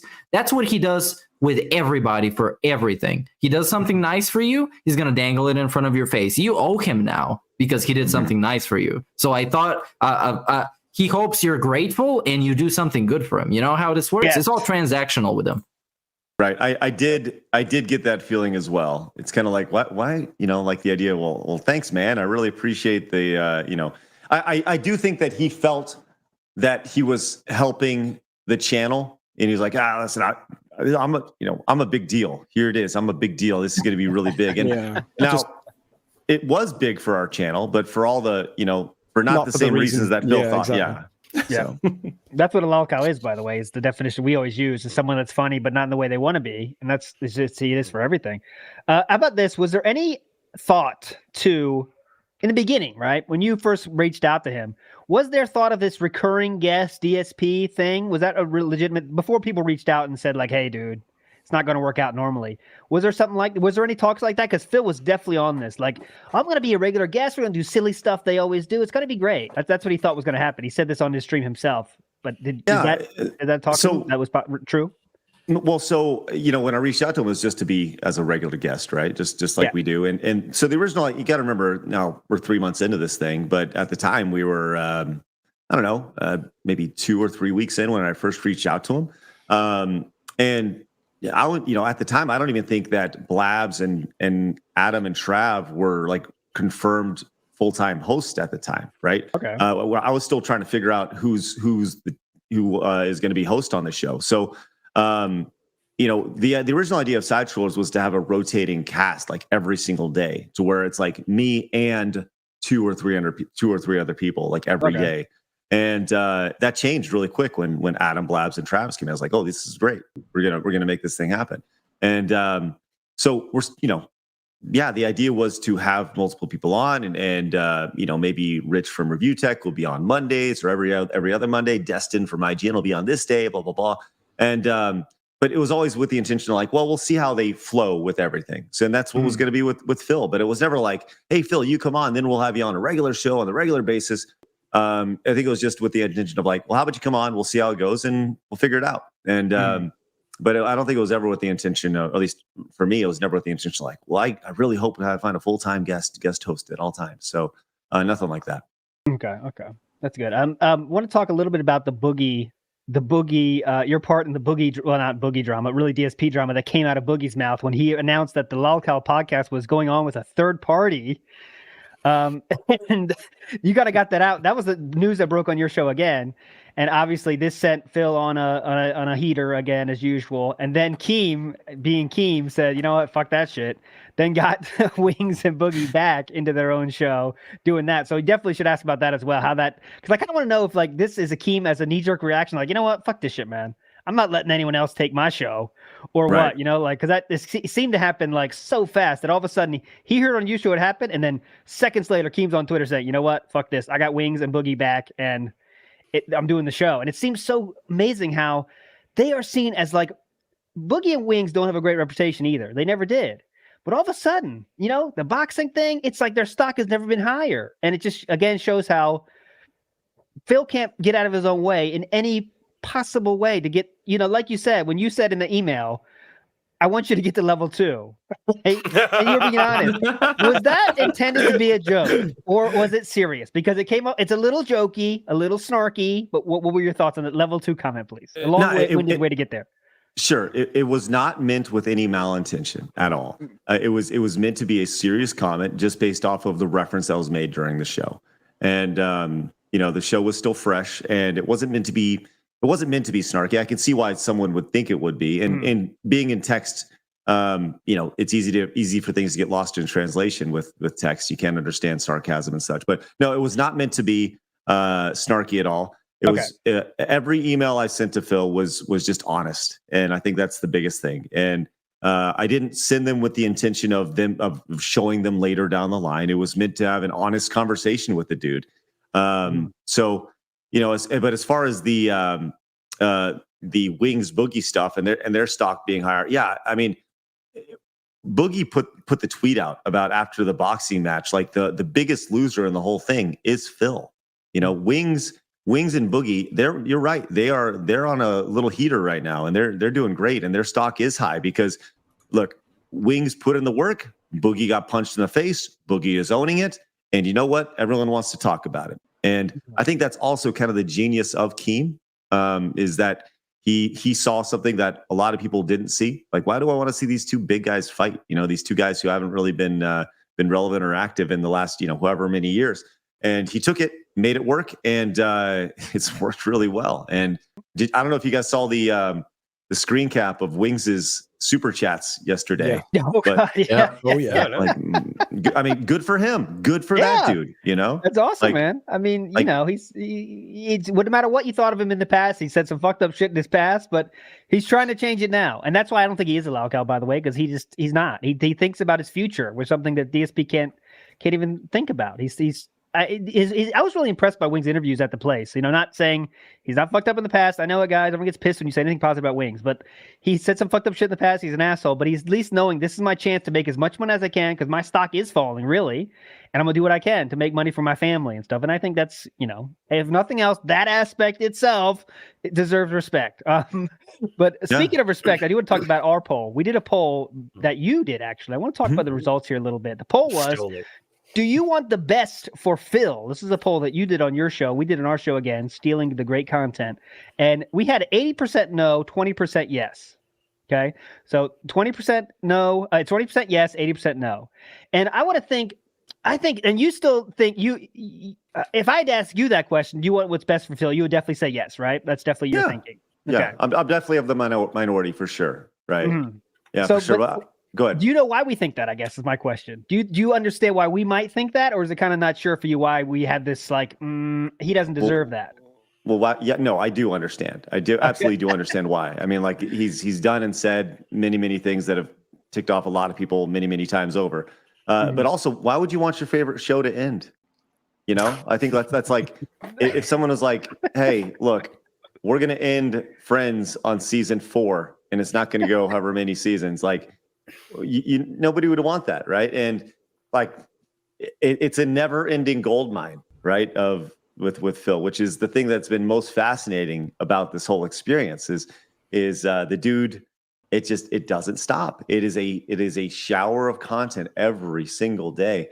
And I'm not going to say it's not fun. It's fun. It's fun to talk about. And the fact that somehow I'm somehow like in the last 2 months I've become this part of it is like really really interesting to me, and I will welcome it, in the best way possible. And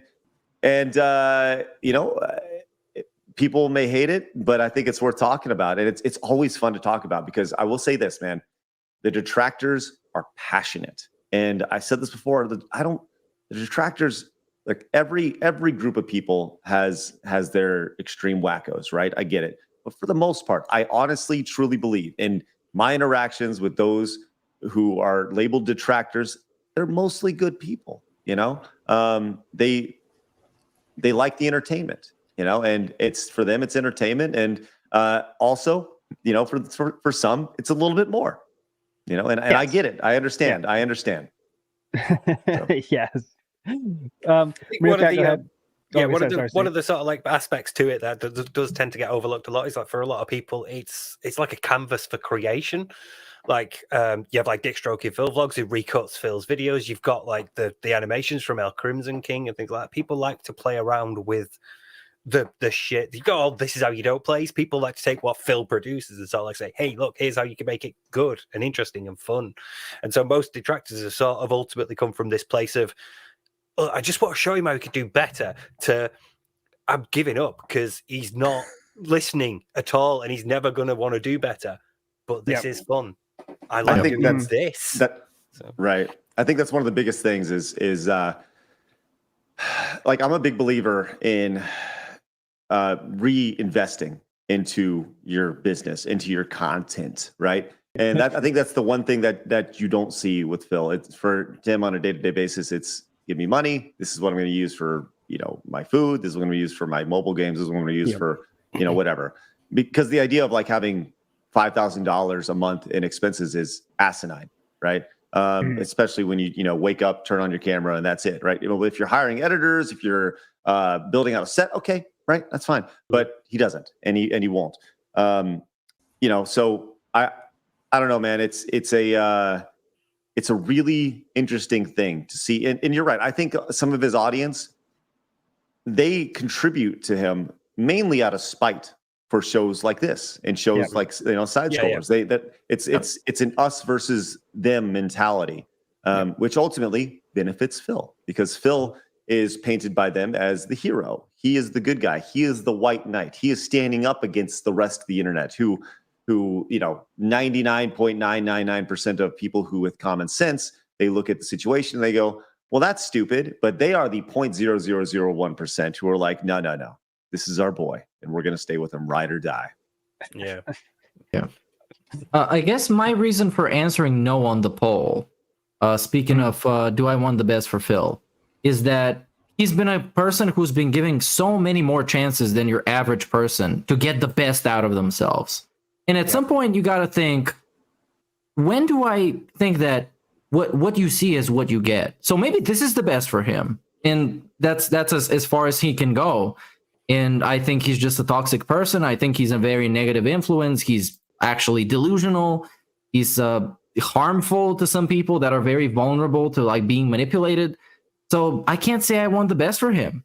And also, of course, for selfish reasons, I get entertainment out of him. So why would I want the best for him? The best for him is he gets to pay all his bills and sit there in a vest and a hat every single day and play video games. That's not entertaining. WB champion tonight, yeah. I mean, I would. Could you imagine how much his channel would change if he just owned up to the mobile game thing? If he just created videos and live streams around mobile gaming?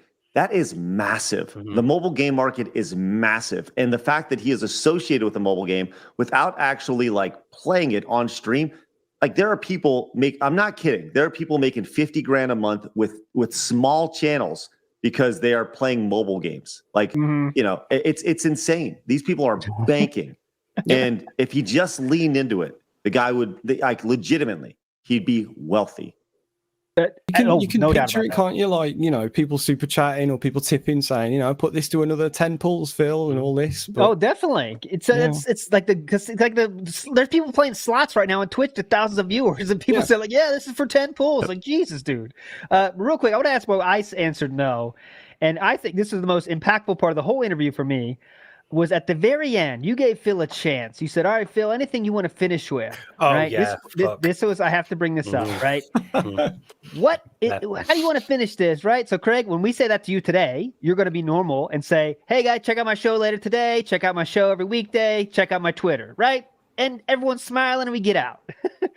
Phil, though, took that as an opportunity to bring up his wife, something that none of us knew about, and say, hey, detractors, have you found the restraining order my wife had on her ex? That is one of the most despicable things anyone can ever do, and for sure the worst that Phil has ever done.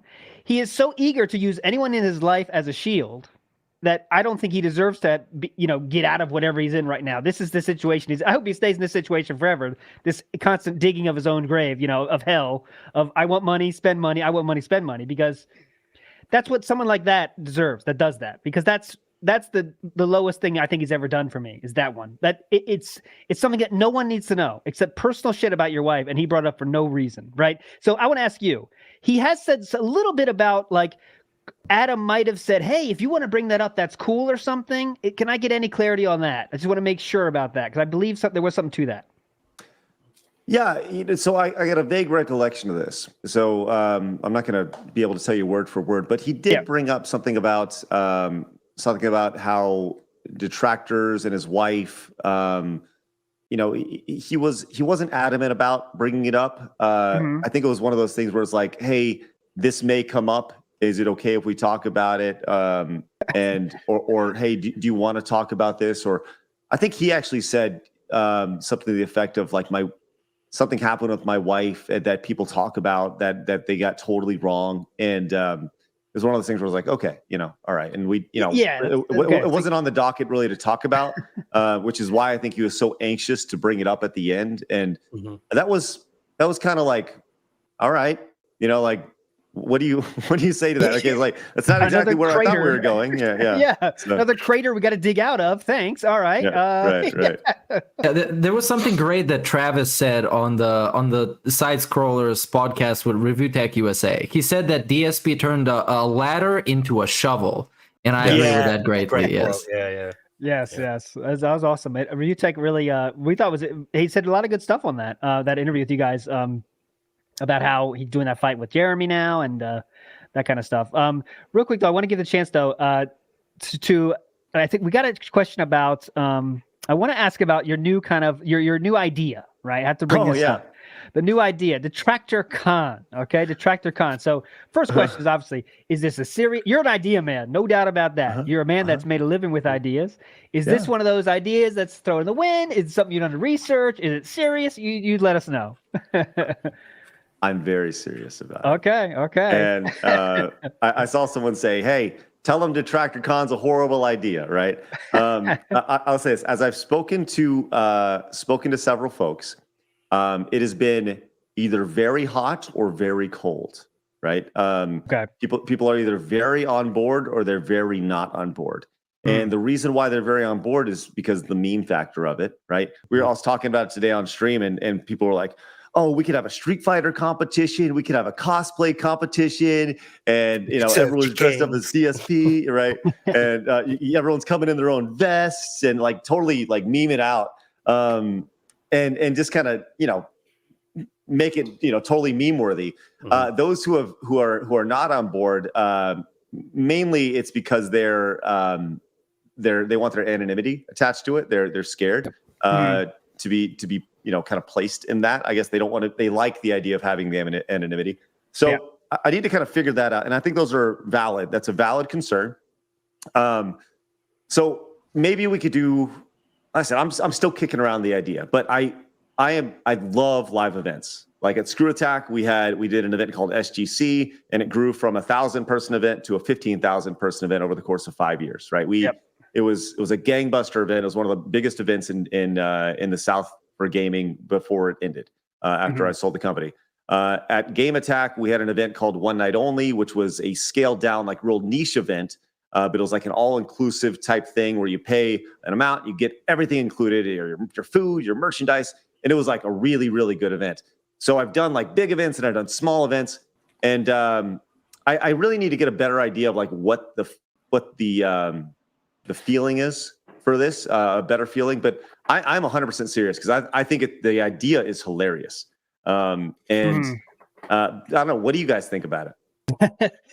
Man, would you guys like to do your show Panel? live? Yeah, I mean, if it happens, we'd be there. But go ahead, Meerkat. The way I'm thinking about this, I can envision it as more of a virtual thing. Like, let's say, I don't know, let's say in Minecraft, we have a bunch of detractors show up. We have different stands. We have different like artworks and stuff. And it doesn't have to be Minecraft, but you know what I mean. Not really in public or in person.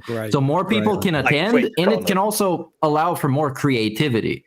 You can go crazy with it with stuff that you couldn't really do in real life. So I would attend something like that because we here on the podcast, we don't take shit too seriously. So we had like kind of a Eurovision song contest type of situation with DSP stuff. We had 30 people submit their songs that are about DSP, which is kind of fucking ridiculous. Oh yeah, that's amazing. Yeah, it was hilarious. Coming up, don't forget to plug the There's a lot of talented and creative people and people that just like want to relax and chill and have fun with the subject matter, regardless of what that is. So you can always go creative with it, like think outside the box, not necessarily in real life, not necessarily like having to reveal your identity in public. Just like it's one of those ideas. It has to be thrown around a little bit. It has to be workshopped a little bit so you can find out what's best for everybody. Yeah. Hey, Dark Seed of Flow in the chat says, Craig, they're being diplomatic. Your idea is dumb. Sorry, man. To be fair, Flow, great songwriter. Yeah. There you go. Check him out. Well, to be fair, I do think. Oh, go ahead. I'm sorry. I was just going to quickly say, like, my first thought when I thought of this was like, can we do a Detracticon UK, and it's literally just me, Steve, and like King Jad, and we're just standing outside a fish and chip shop or something. There's going to be more people than you think that are going to show up. I can guarantee you this. Go ahead, Greg. I do think maybe a virtual route would maybe the best way to go initially. And maybe I can line up a bunch of folks, and like I said, it's just meant to be a fun, stupid meme, and we could do like a cosplay contest on Twitter. You do something like that. Yes. There are all sorts of ways we can do it. If you do it digitally, it costs considerably less than doing it physically. And but I do really love the idea of just a convention hall of people dressed in vests and with their Street Fighter fight sticks walking around. I just think that's really, really funny. Yeah, because my contest would be the most niche cosplay you could get, right? I want the most niche cosplay. So I want he had videos of when he first bought his house, like showing around the house. There was like real estate lady. Like I want like that level of cosplay. Like I think it'd be incredible. But again, I think maybe virtual would be better just because. If anyone could do it, though, guys, don't doubt Craig. He has experience doing this exact thing, making conventions. So SGC. I know you're up against it time-wise, Craig. So I want to get you out of here quick. Is there anything we want to make sure, just to use our little bit of FaceTime with Craig? Yes. Go ahead, Steve. Go ahead, what do you think he wrote on that paper? When he got up to get it during the interview? What was your reaction? What did you think was written on it? I honestly don't think he wrote anything. I think if he wrote anything, he just kind of scribbled some numbers down. But it was probably something like this. He went over and he goes, and he was like writing it down and he's thinking out loud. And he's like, oh crap. And he's looking, and he's like, oh shit. So paid bills next month. Did you see him show the paper folded after the fact? It was a couple of days later when people didn't believe him. Oh yeah. And he folded it up like it was some origami, and he just showed it at the camera. It was the silliest shit. Have you seen this? Oh god. No, it's like he's going to dox himself by showing you the full piece of paper. So he had to fold it like 5 times and all his thumb over it. Like that. That's what he was pissed about Adam, because Adam said like, "Why'd you bring that paper?" And DSP's like, "Adam, the dumbass, I got the paper right here." So he's like, "Well, I can't show you all this." So he folded it, fold. Here, you can see that, right? And you couldn't see anything. So just dumbass shit he did. So bad. Any final questions over Craig though, because he doesn't say leave. Got a big Keemstar interview. Anything from Meerkat, Sam? Anything you want to ask? Oh yeah, Look at him out the door. I have something. Yeah. DSP has foreshadowed that he has some serious dirty laundry on you and Adam. Are you terrified? How terrified are you? Is my actual question. He said he can reveal it, but he's too much of a good guy, so he's not gonna do that. But if you press him too hard, he's gonna do it. Yes. Right. That's what he was hinting on. Well, allow me to hit all the things that Phil could potentially hit on. Let's see. In 2008, I fired my friend from Screw Attack. Had to fire him because he wasn't doing a good job. Shoutouts. Helicopter. Shout out to Tom. I fired Pro Jared from Screw Attack because he wasn't doing a good job. And that's about it. So there we go. I really think he thinks that's it, by the way. But I really think he thinks it's Pro Jared. I guarantee he thinks that's it. Like, oh my God, people don't even know this. He fired Pro Jared. Pro Jared's like huge right now. So it's you know what's even crazier is I had an opportunity to hire Peanut Butter Gamer at Screw Attack. I had an opportunity to hire like several people that wanted to work for Screw Attack.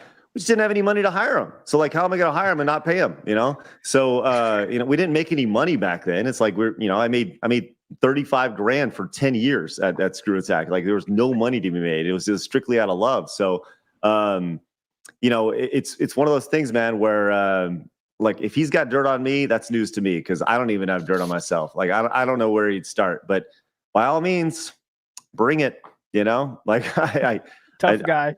Hey, he's Italian. Watch guess. out. He's Italian. He might come after you. He's a big I will Italian say this, boy. man.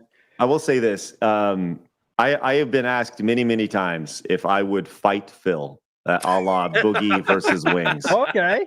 And I have, like, I'm 41 years old, right? I'm 41 years old. I am old. I have no desire to punch anybody. But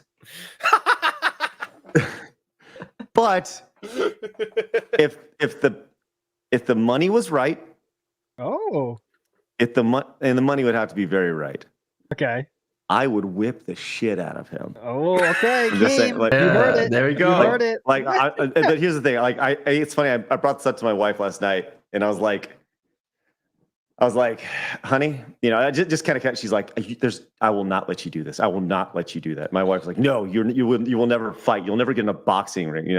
But I'll tell you, it's funny to think because I don't know, man. Like, kind of a former athlete. I'm 6'4", 235 pounds right now. I'd lose like 20 pounds of fat, maybe 25 pounds, put on another 5-10 pounds of muscle.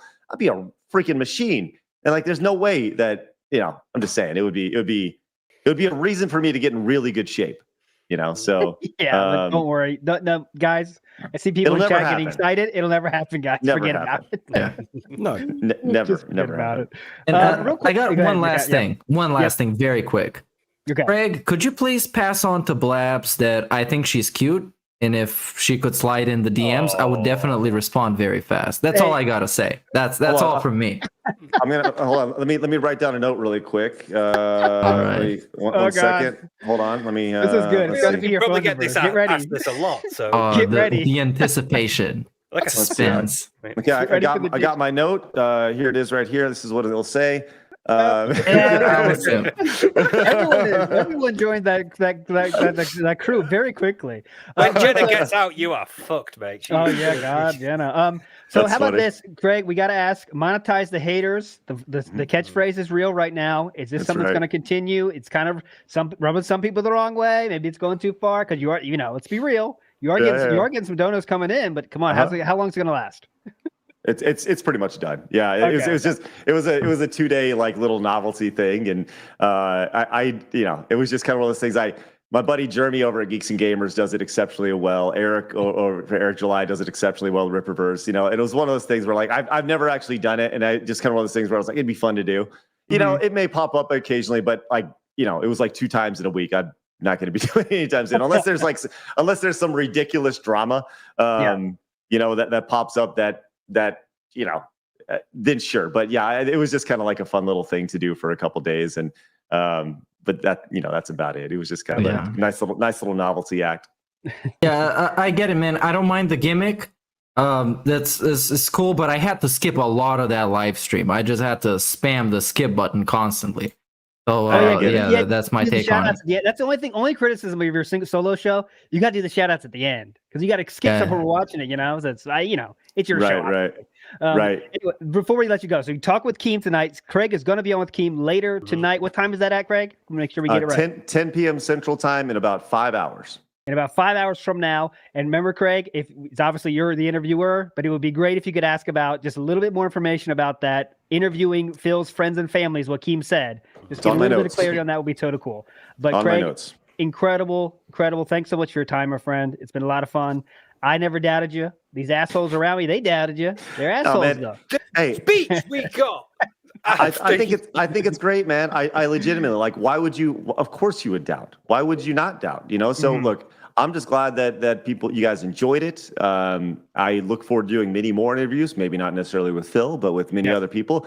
I look forward to continuing the show, and I look forward to talking with Keemstar tonight. I'm sure we're going to get hot and heavy with this tonight. So I'm sure you guys will want to tune in, and I'm sure he has plenty to say about DSP, Boogie, Wings, and Rich from Review Tech, and Jeremy from the Quartering, and any and all people that may pop up. So, but I appreciate you guys, your support. It's been really fun watching you guys grow as well.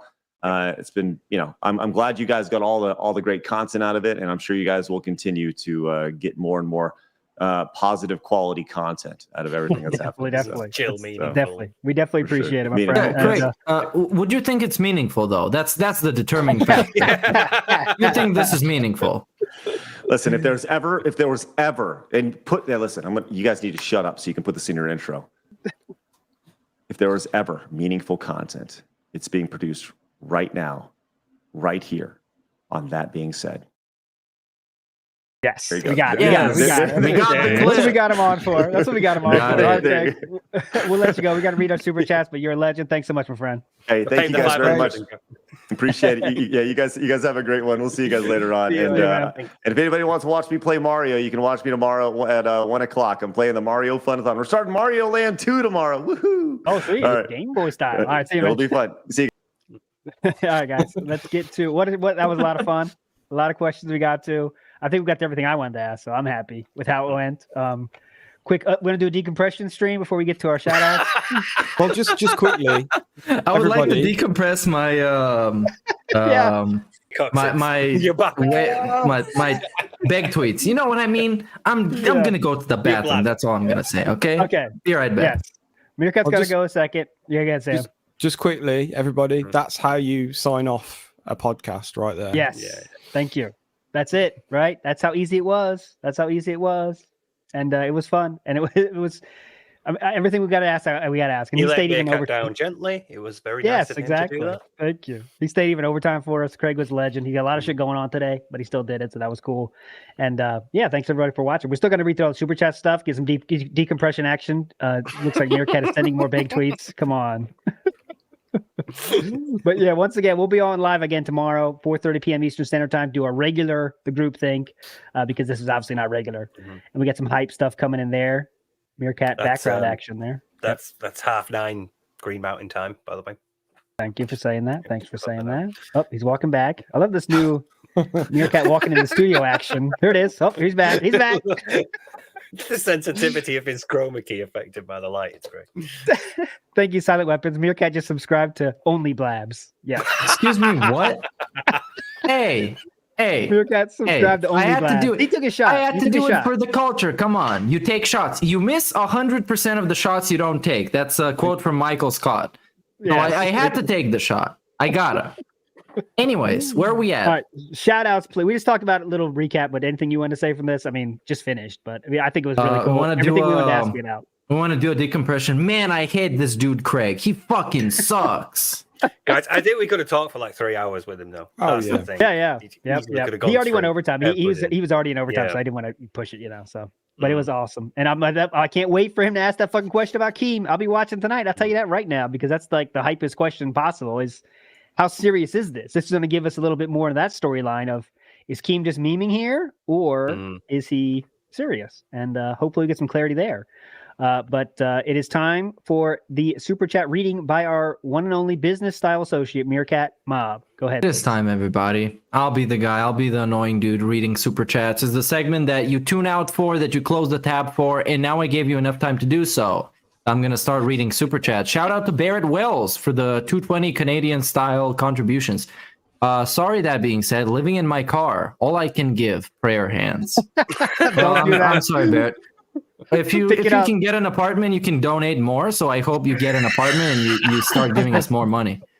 Big ups Chris Legendary and Mickey Thor for becoming a member. Chris Legendary has been a member for 7 months, so that's almost as much as we've been doing this show. Awesome. It's very impressive. Big ups to ALT Loves Derek for the $4.99. It time go. And then we got a pretty interesting question by Mr. Dorner Respecter. DSP has been ignoring Derek lately. Is it true? I don't know. Have you noticed? No. I think there has been something to that. I can't say for factual or not, but it seems like he has been less of shouting out Derek for sure. I don't know if it's part of this kind of new worried about anything, paranoid about every fucking thing possible, but who knows? Do you think maybe word about like what Marked One's doing to getting back to him? Because it's one thing to ignore Derek's Twitter, but when you like also having that brought to your attention, you're going to be like, right, okay, maybe I do need to, distance myself from him a little bit, downplay it a bit. I haven't noticed this. All I know is that DSP watched Derek's videos on the DSP versus the internet React thing.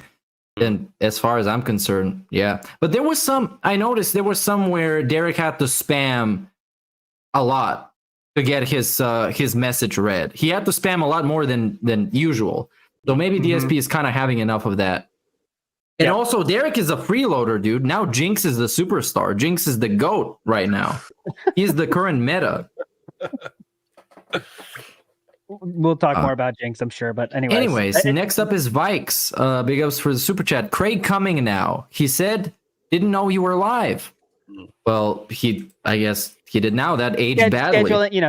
We're not as on. We're both not on top of our schedule as much as DSP. We apologize for that. Extremely sorry. Turns out the US has a lot of time zones, dude. We need to make them illegal, and there should be one time zone, and it should be in Washington.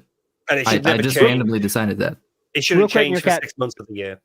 Yes, thank you. They never should do that, assholes. No. Real quick, Samuel has an announcement, please. Sam, please. This is your chance. This is your people that just left their life is never going to be the same because they missed this announcement. Wait, what? You guys still here? You are legends. Go ahead, Sam, please.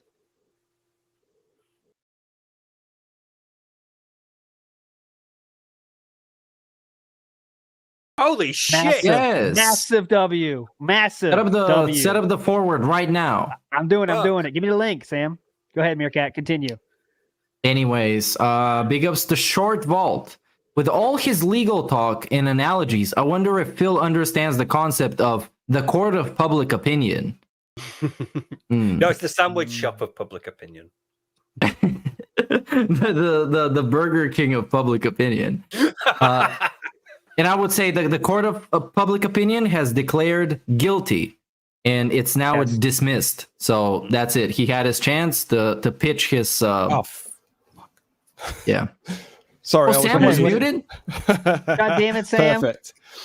Perfect. That could have gone better. Yes. Again, while I've got you here, I have a video finally coming out, which is set to premiere in half an hour's time. So we'll be massive W. It's going to be redirected to there.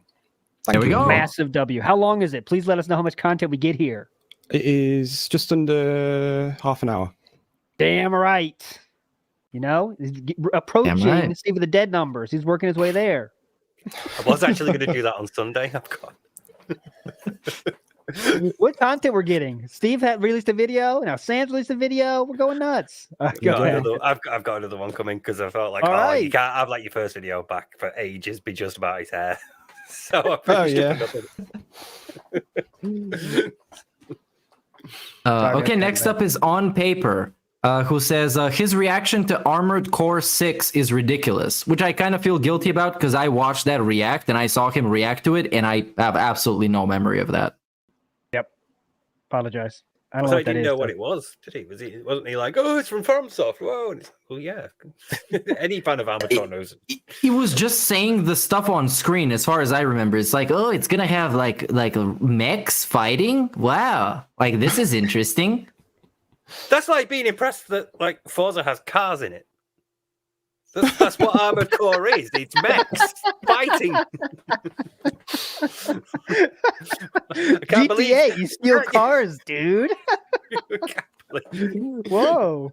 Yeah, big ups Nebiko Neko for 8 months of support. Congrats on the badge you get. And thanks for 8 months, dude. Big ups Clyde Fan, who says, get duty on the show. The average IQ is too high now. It's a very toxified. We're going to skip this. Toxic. Fuck out of here. We have to read it. Get that guy. Go ahead. Big up Spitfire 01. Don't forget, the vest is $50 more expensive this time. Great point. Yes, actually, yes. I never thought about this. Yeah, shit.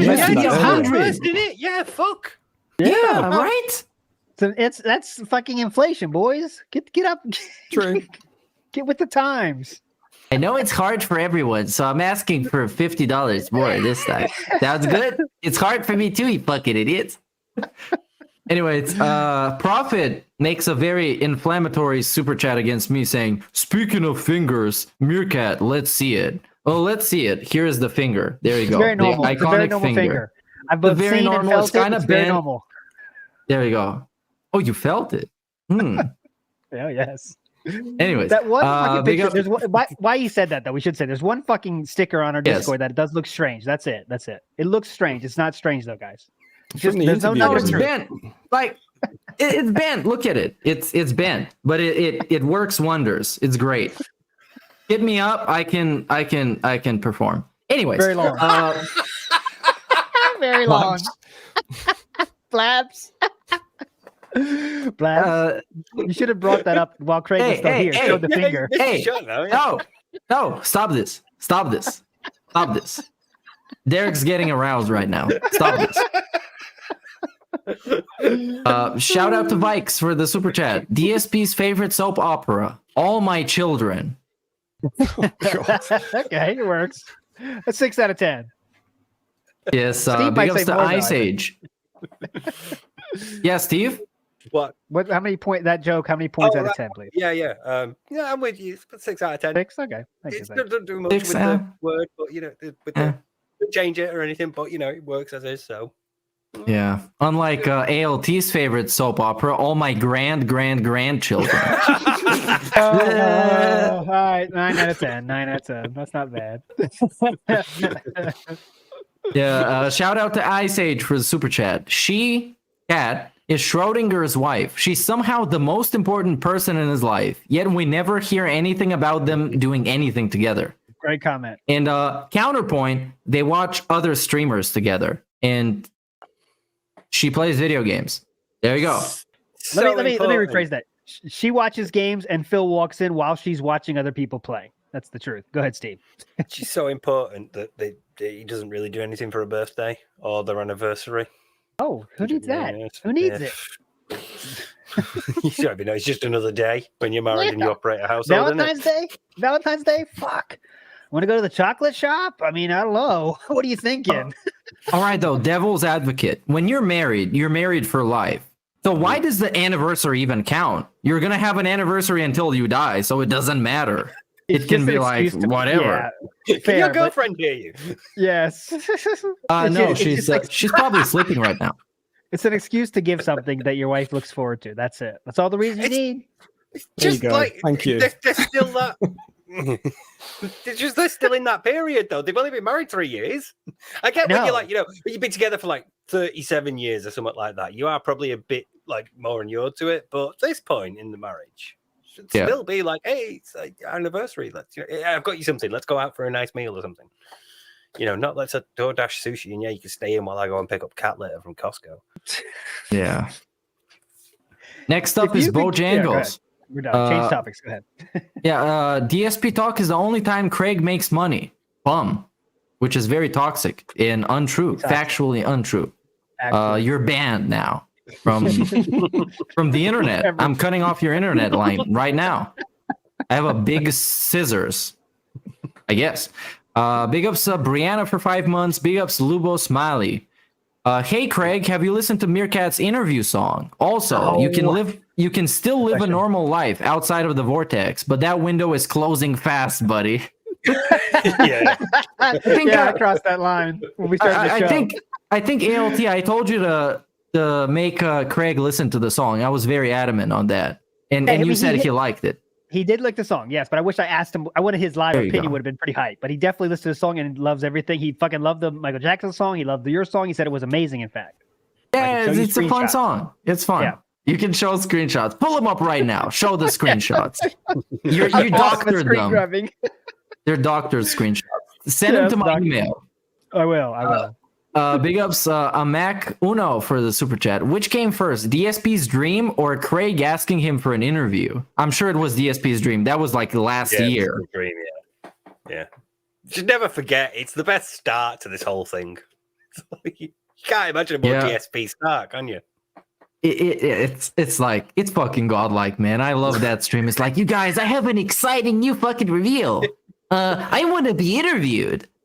And then it couldn't have turned out more DSP than what it turned out. This is like peak DSP. It's the most like, if you care about anything DSP related, you want to learn about him, watch the interview saga.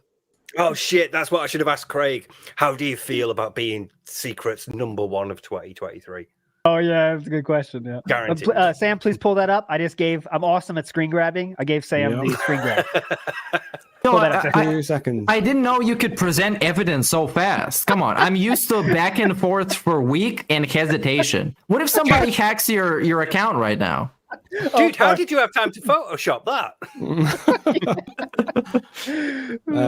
Bear with. Hang on. I can keep going while you pull it up. Go. Big ups Kiwi Farmer. Have to disagree with Divorce Saga. Phil has lost too much weight and muscle. Also, the changes to his diet are weird, and he talks about them a lot. Still betting Phil is really sick. I can agree with that. I'm never on board with the Divorce Saga. I think that's just wishful thinking. Anybody else?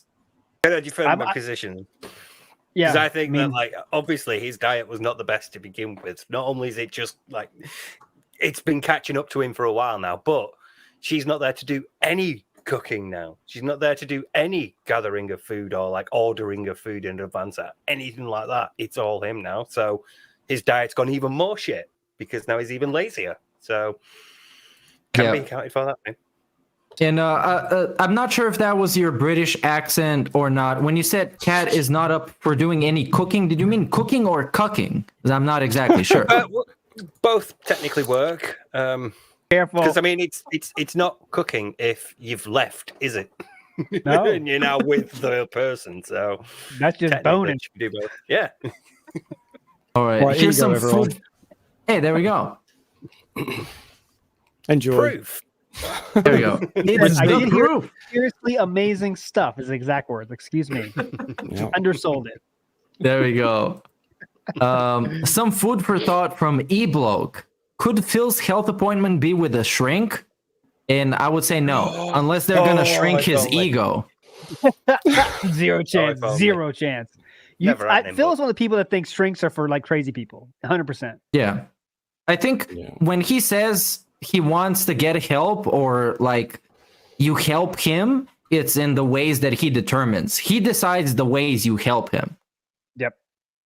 Well, he even said, didn't he? Like they'd have to do their research on me in order to treat me fairly.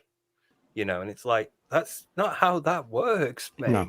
So I would love to be in that. Like, there'd only be one therapy session, but it'd be fucking amazing. And I really want to be in it. Yeah, big ups, come along if you can, sing along for 3 months, and big ups Forever Bald for the new membership. Welcome on board. You can spam all the great emotes that we got. Yep. Big ups Sanchini. Phil, we know you're watching. Bro, get some therapy, some basic cooking classes, touch grass, and get a job. You need a job for human interaction. That's a lot. If he was watching, then that's the best takeaway he can get from this stream. Big ups to Taquin Mejia. I'm in Arizona ghost town right now, wishing I could listen but can barely get a signal. I'll be less like Phil and enjoy nature. Best wishes. Well, we're going to be here after the fact on demand, so you can check it out and you can see how everything went. Big ups, Be Awesome one for the super chat. Me versus Derek on the podcast. Let's go. I'm sure that would be very sticky. You know what I mean? What are you going to debate? Yeah. Favorite porn stars, I guess? Would you facilitate something like that, ALT? Would you like Probably have both people want, on as like a no, special? I don't want anything with Derek. I'm out, man. That's FBI is close. Special If he's around, like he's on a list, So. Yeah. I think most we could have got is having the marked one stream where it was just more like Derek centric. Yeah. So like after that, I think we're done. There's not much more to say about him. Yeah, I'm crazy. We'll say it. That's it. Yeah. Big ups to Prophet for the super chat. Remember when he had dirt on both Craig and Adam? So he will twist it. Question: is Blabs a single? Asking for a friend. Thanks for asking on my behalf. I asked it myself. So big ups, Prophet. I appreciate your you thinking about me. I appreciate it. Big ups, TJ Gamebox. I remember sending you the DM of the exact screen. I'm pretty sure that was the champion screen that you can prove that that's in fact your account. Yep. And I'm sure TJ and Craig were in touch with each other. I heard that around the time of the interview. Yeah, definitely were. Yep. Arson Z says biggest indictment of DSP's lies was his non-defense of the bank leaks. He was, according to DSP, a victim of identity theft, but the bank statements weren't his. But he didn't file a police report. I wish we kind of could have brought this up as well, because it seems like there is a second identity theft that DSP actually wanted to talk about, but they unfortunately never really got into it on the podcast, on the interview. So I have no idea what that would be about if it's not the bank leaks. It'd be the tax stuff. Phil loves to conflate the two. Yeah. He'll say like, the bank leaks and the bankruptcy forms and the bank leaks. And so he mixes them up. And that's where you get like, what was it, 5,000 a month? Or what was it, 50,000, 500,000? I don't know. What did they say? How much? One of them said SuperCard. I don't know. He loves to mix them up. Yeah. Yep. Yeah. There we go. Next up is Stuart, who says, hi, did any of you see Gundam's Hogfather video? 3 hours of DSP Fun Fest. It's so good. That's really I might old, have right? seen it. I think I have. It's old. The I think, Hogfather? right? I think that's just the name of the video. At one point before we had him on, I watched like 1,000 hours of him, so I don't know. Yeah, that's the Terry Pratchett book, isn't it? Hogfather. Okay. Anyways, you can always put it in the Discord if you don't. If you put it in Discord if you're still here, that'll be pretty cool to see. If make sure we have the right one. But yeah, I watched all the Gundam stuff. I watched all the Gundam stuff of that DSP. Yeah, Prophet says if DetractorCon happens in Renton, I will be there. I don't doubt that for a second. Yes. But I'm thinking more after today, it's probably going to be an online thing, so more people can attend. You can be more creative with it. They don't risk their private info. I'm thinking we're on that path now, but I don't know. I guess we'll see. Then Rigo the 7 says, literally every in real life troll event is a disaster, and reveals trolls are just as cringe as the cow. It's literally the origin of the A-log label. I'm not really familiar with that, but I would say if this was in real life, it would probably go a lot differently than what it would go if it was digital of some kind. Yeah. It's like it's all about making the people who's setting it up, who's the main people. Like I don't think you could do a one that was well put together, but it would just be a lot of fucking work, and you got to get the right people involved. You have to get the big names here. Like, can you do a real convention without like Tevin being there? Like he wouldn't do that, but you got to have that kind of name recognition there to make it hype. Virtual one is way different. You can get a lot of different people, small, all different size people. It'd be cool. That's what I'm thinking. Like, it'd be a sort of TwitchCon thing where it's like, right, this detractor will stream this thing from like 10 till 12, and then this one will take over, and they'll stream like classic DSP, and this one will, at 12, like 2 till 4, this one will do like whatever they're going on there, and then you'd have a sequence of different people doing something, but virtually it'd be much easier to do than online, like in real life. Yeah. Like I said, it's an idea that has to be workshopped until you like make it final. You make it solid. Like with the King of the Ring, of course, that's not super complicated, but we talked about that a lot about the format before we announced it, so it's kind of clear to people what they're signing up for. So that's one of those things. And I think if you do it in real life, there's way more risk than a reward in for it, because if it fails, then it's a big fucking disaster. Yes. Yeah. Security has to be tight. Yeah. Yeah. Big ups Profit. Yeah, go ahead, Sam. I think it'd be good if maybe it was online, but then you had like small groups or like just a couple of people meeting up here and there, because that's something you don't see every day. So I think having those kind of tiny, like little events, but a lot of them rather than one big event might be. That's a hype idea. Like if you could get like if you get some people like, I don't know, let's see, like King Jad over here, we get the Tractor Beam here, we're all in one room. Like we get a stream like that going. That'd be kind of cool. But I want to get the Q&As. I got Jenna Q&A going. I want real estate lady Q&A. I would be on top of those Q&As. Like that's my job. Lectures. You do like online lectures, like the history of Jenna. Ask you about the Kool-Aid. You could ask about whatever you wanted. Be a hype. All right, go ahead, America. Yeah. Big ups Down Forward Punch. Actually, big ups to Profit for the membership. Big ups Down Forward Punch for saying Simp Cat. Big ups. Yeah, I appreciate it. Well, took my shot, man. That's how it works. I perpetuated the meme. Come on. And big ups James, who says, would DSP allow Craig to confirm the Champs account? He said that he would, but the Champs account is his at the end of the day. It's all just fantasy. Because like when the core of the issue is the account is actually his, you can't really think about it further than that. No. Big up Solo Knight, who says Romance Blabs. Big ups Tony T, who says, did you hear about Phil not wanting to engineer in Zelda? I thought he wouldn't want to pass up a chance to cheese the game as much as possible. I did watch Theo stream on it, who is an actual like a Zelda fan, and he was pissed off by the DSP Jin brain ness, I guess, of it all. This is okay. Real quick. The magic of Breath of the Wild is you can do whatever the fuck you want, right? And Tears of the Kingdom, you can do whatever the fuck you want. So you want to do dungeon, you want to do the fucking shrine, you want to just find the Korok seeds or whatever. And Phil says it has pacing issues. You choose what you do, right? This is someone that doesn't have the brain capacity to understand that you choose the storyline you run. In this game, it's too open-ended for him. That's the whole point of this kind of game, is you choose what to do. And he says the pacing is bad. Okay. Makes sense. Dude, this was someone who couldn't think to build in Minecraft. You gave him Legos. He couldn't play it,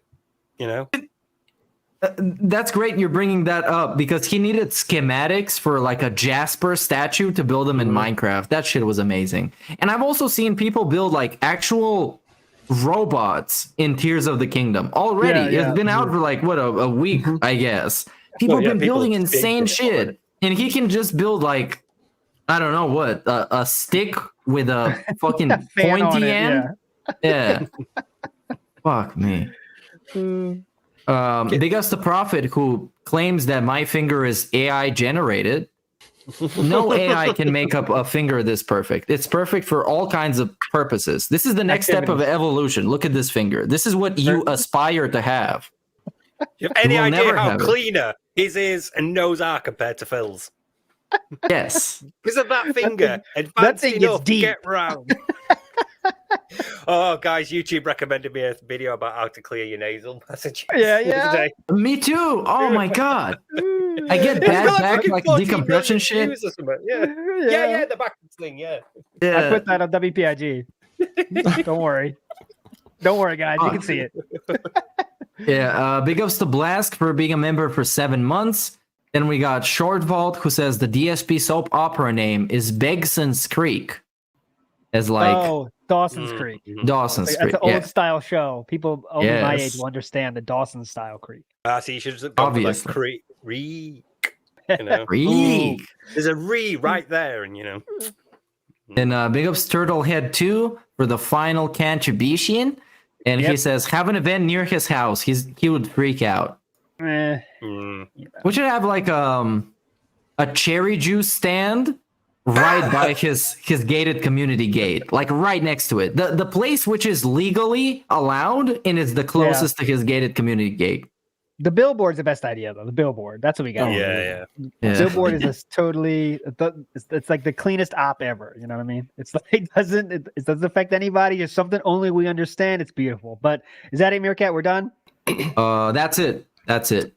Everyone that stayed this long, you are the true legends, and you get to get redirected right to Sam's next newest video, rising up the charts already. I'm sure.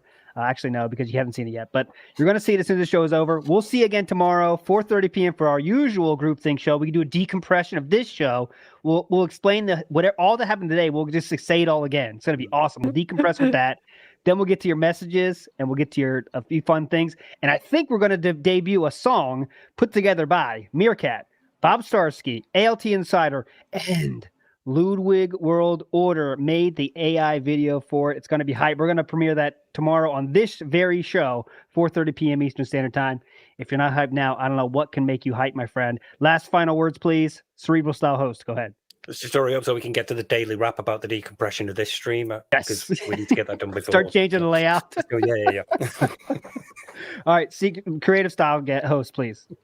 Tune in tomorrow. We're going to be cleaning out the closet from all of your pesky little messages, and we're going to be shit talking Craig on our decompression show so he can make a stream responding to it, how we backstabbed him and betrayed him. So tune in for that. Send us home, Sam. Burger. Bye, everyone. See you later. That being said, thanks for tuning in. Be sure to like and subscribe, recommend to a friend, and if they stay as your friends without taking offense, we hope to see you again someday. Hey, did you know this song isn't from Mario? It's a panic joke, better you know. Yes, Derek, we know. Now go.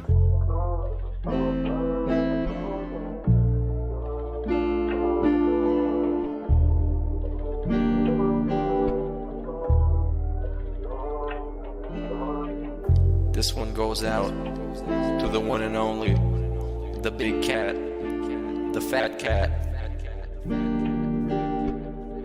Big ups. I first saw you in Burger King. You took 2 seats 'cause that ass is way too big. Had a boyfriend, I realized, but you told him lies with your raccoon eyes. The DoorDash is here. Wipe away your tears. Got you extra fries, and they taste just right. Have no fear, there's no trolls here. Kevin made you cry with those raccoon eyes. Raccoon eyes. Raccoon eyes. Kevin made you cry with those raccoon eyes.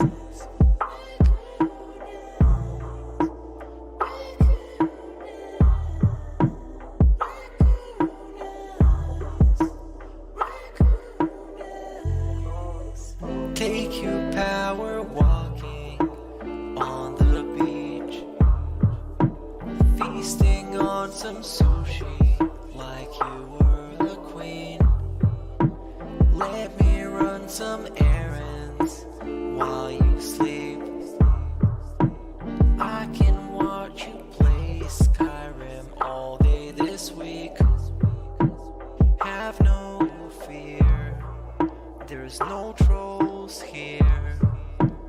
Kevin made you cry with those raccoon eyes. Raccoon eyes. Raccoon eyes. Kevin made you cry with those raccoon eyes. I actually don't think clicking like on a live stream helps at all. So it really doesn't matter if this stream gets 100 likes or 2. I don't think it affects it.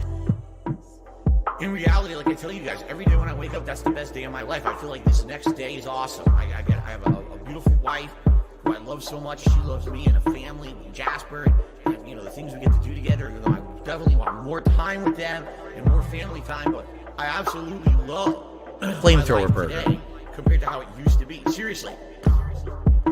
All those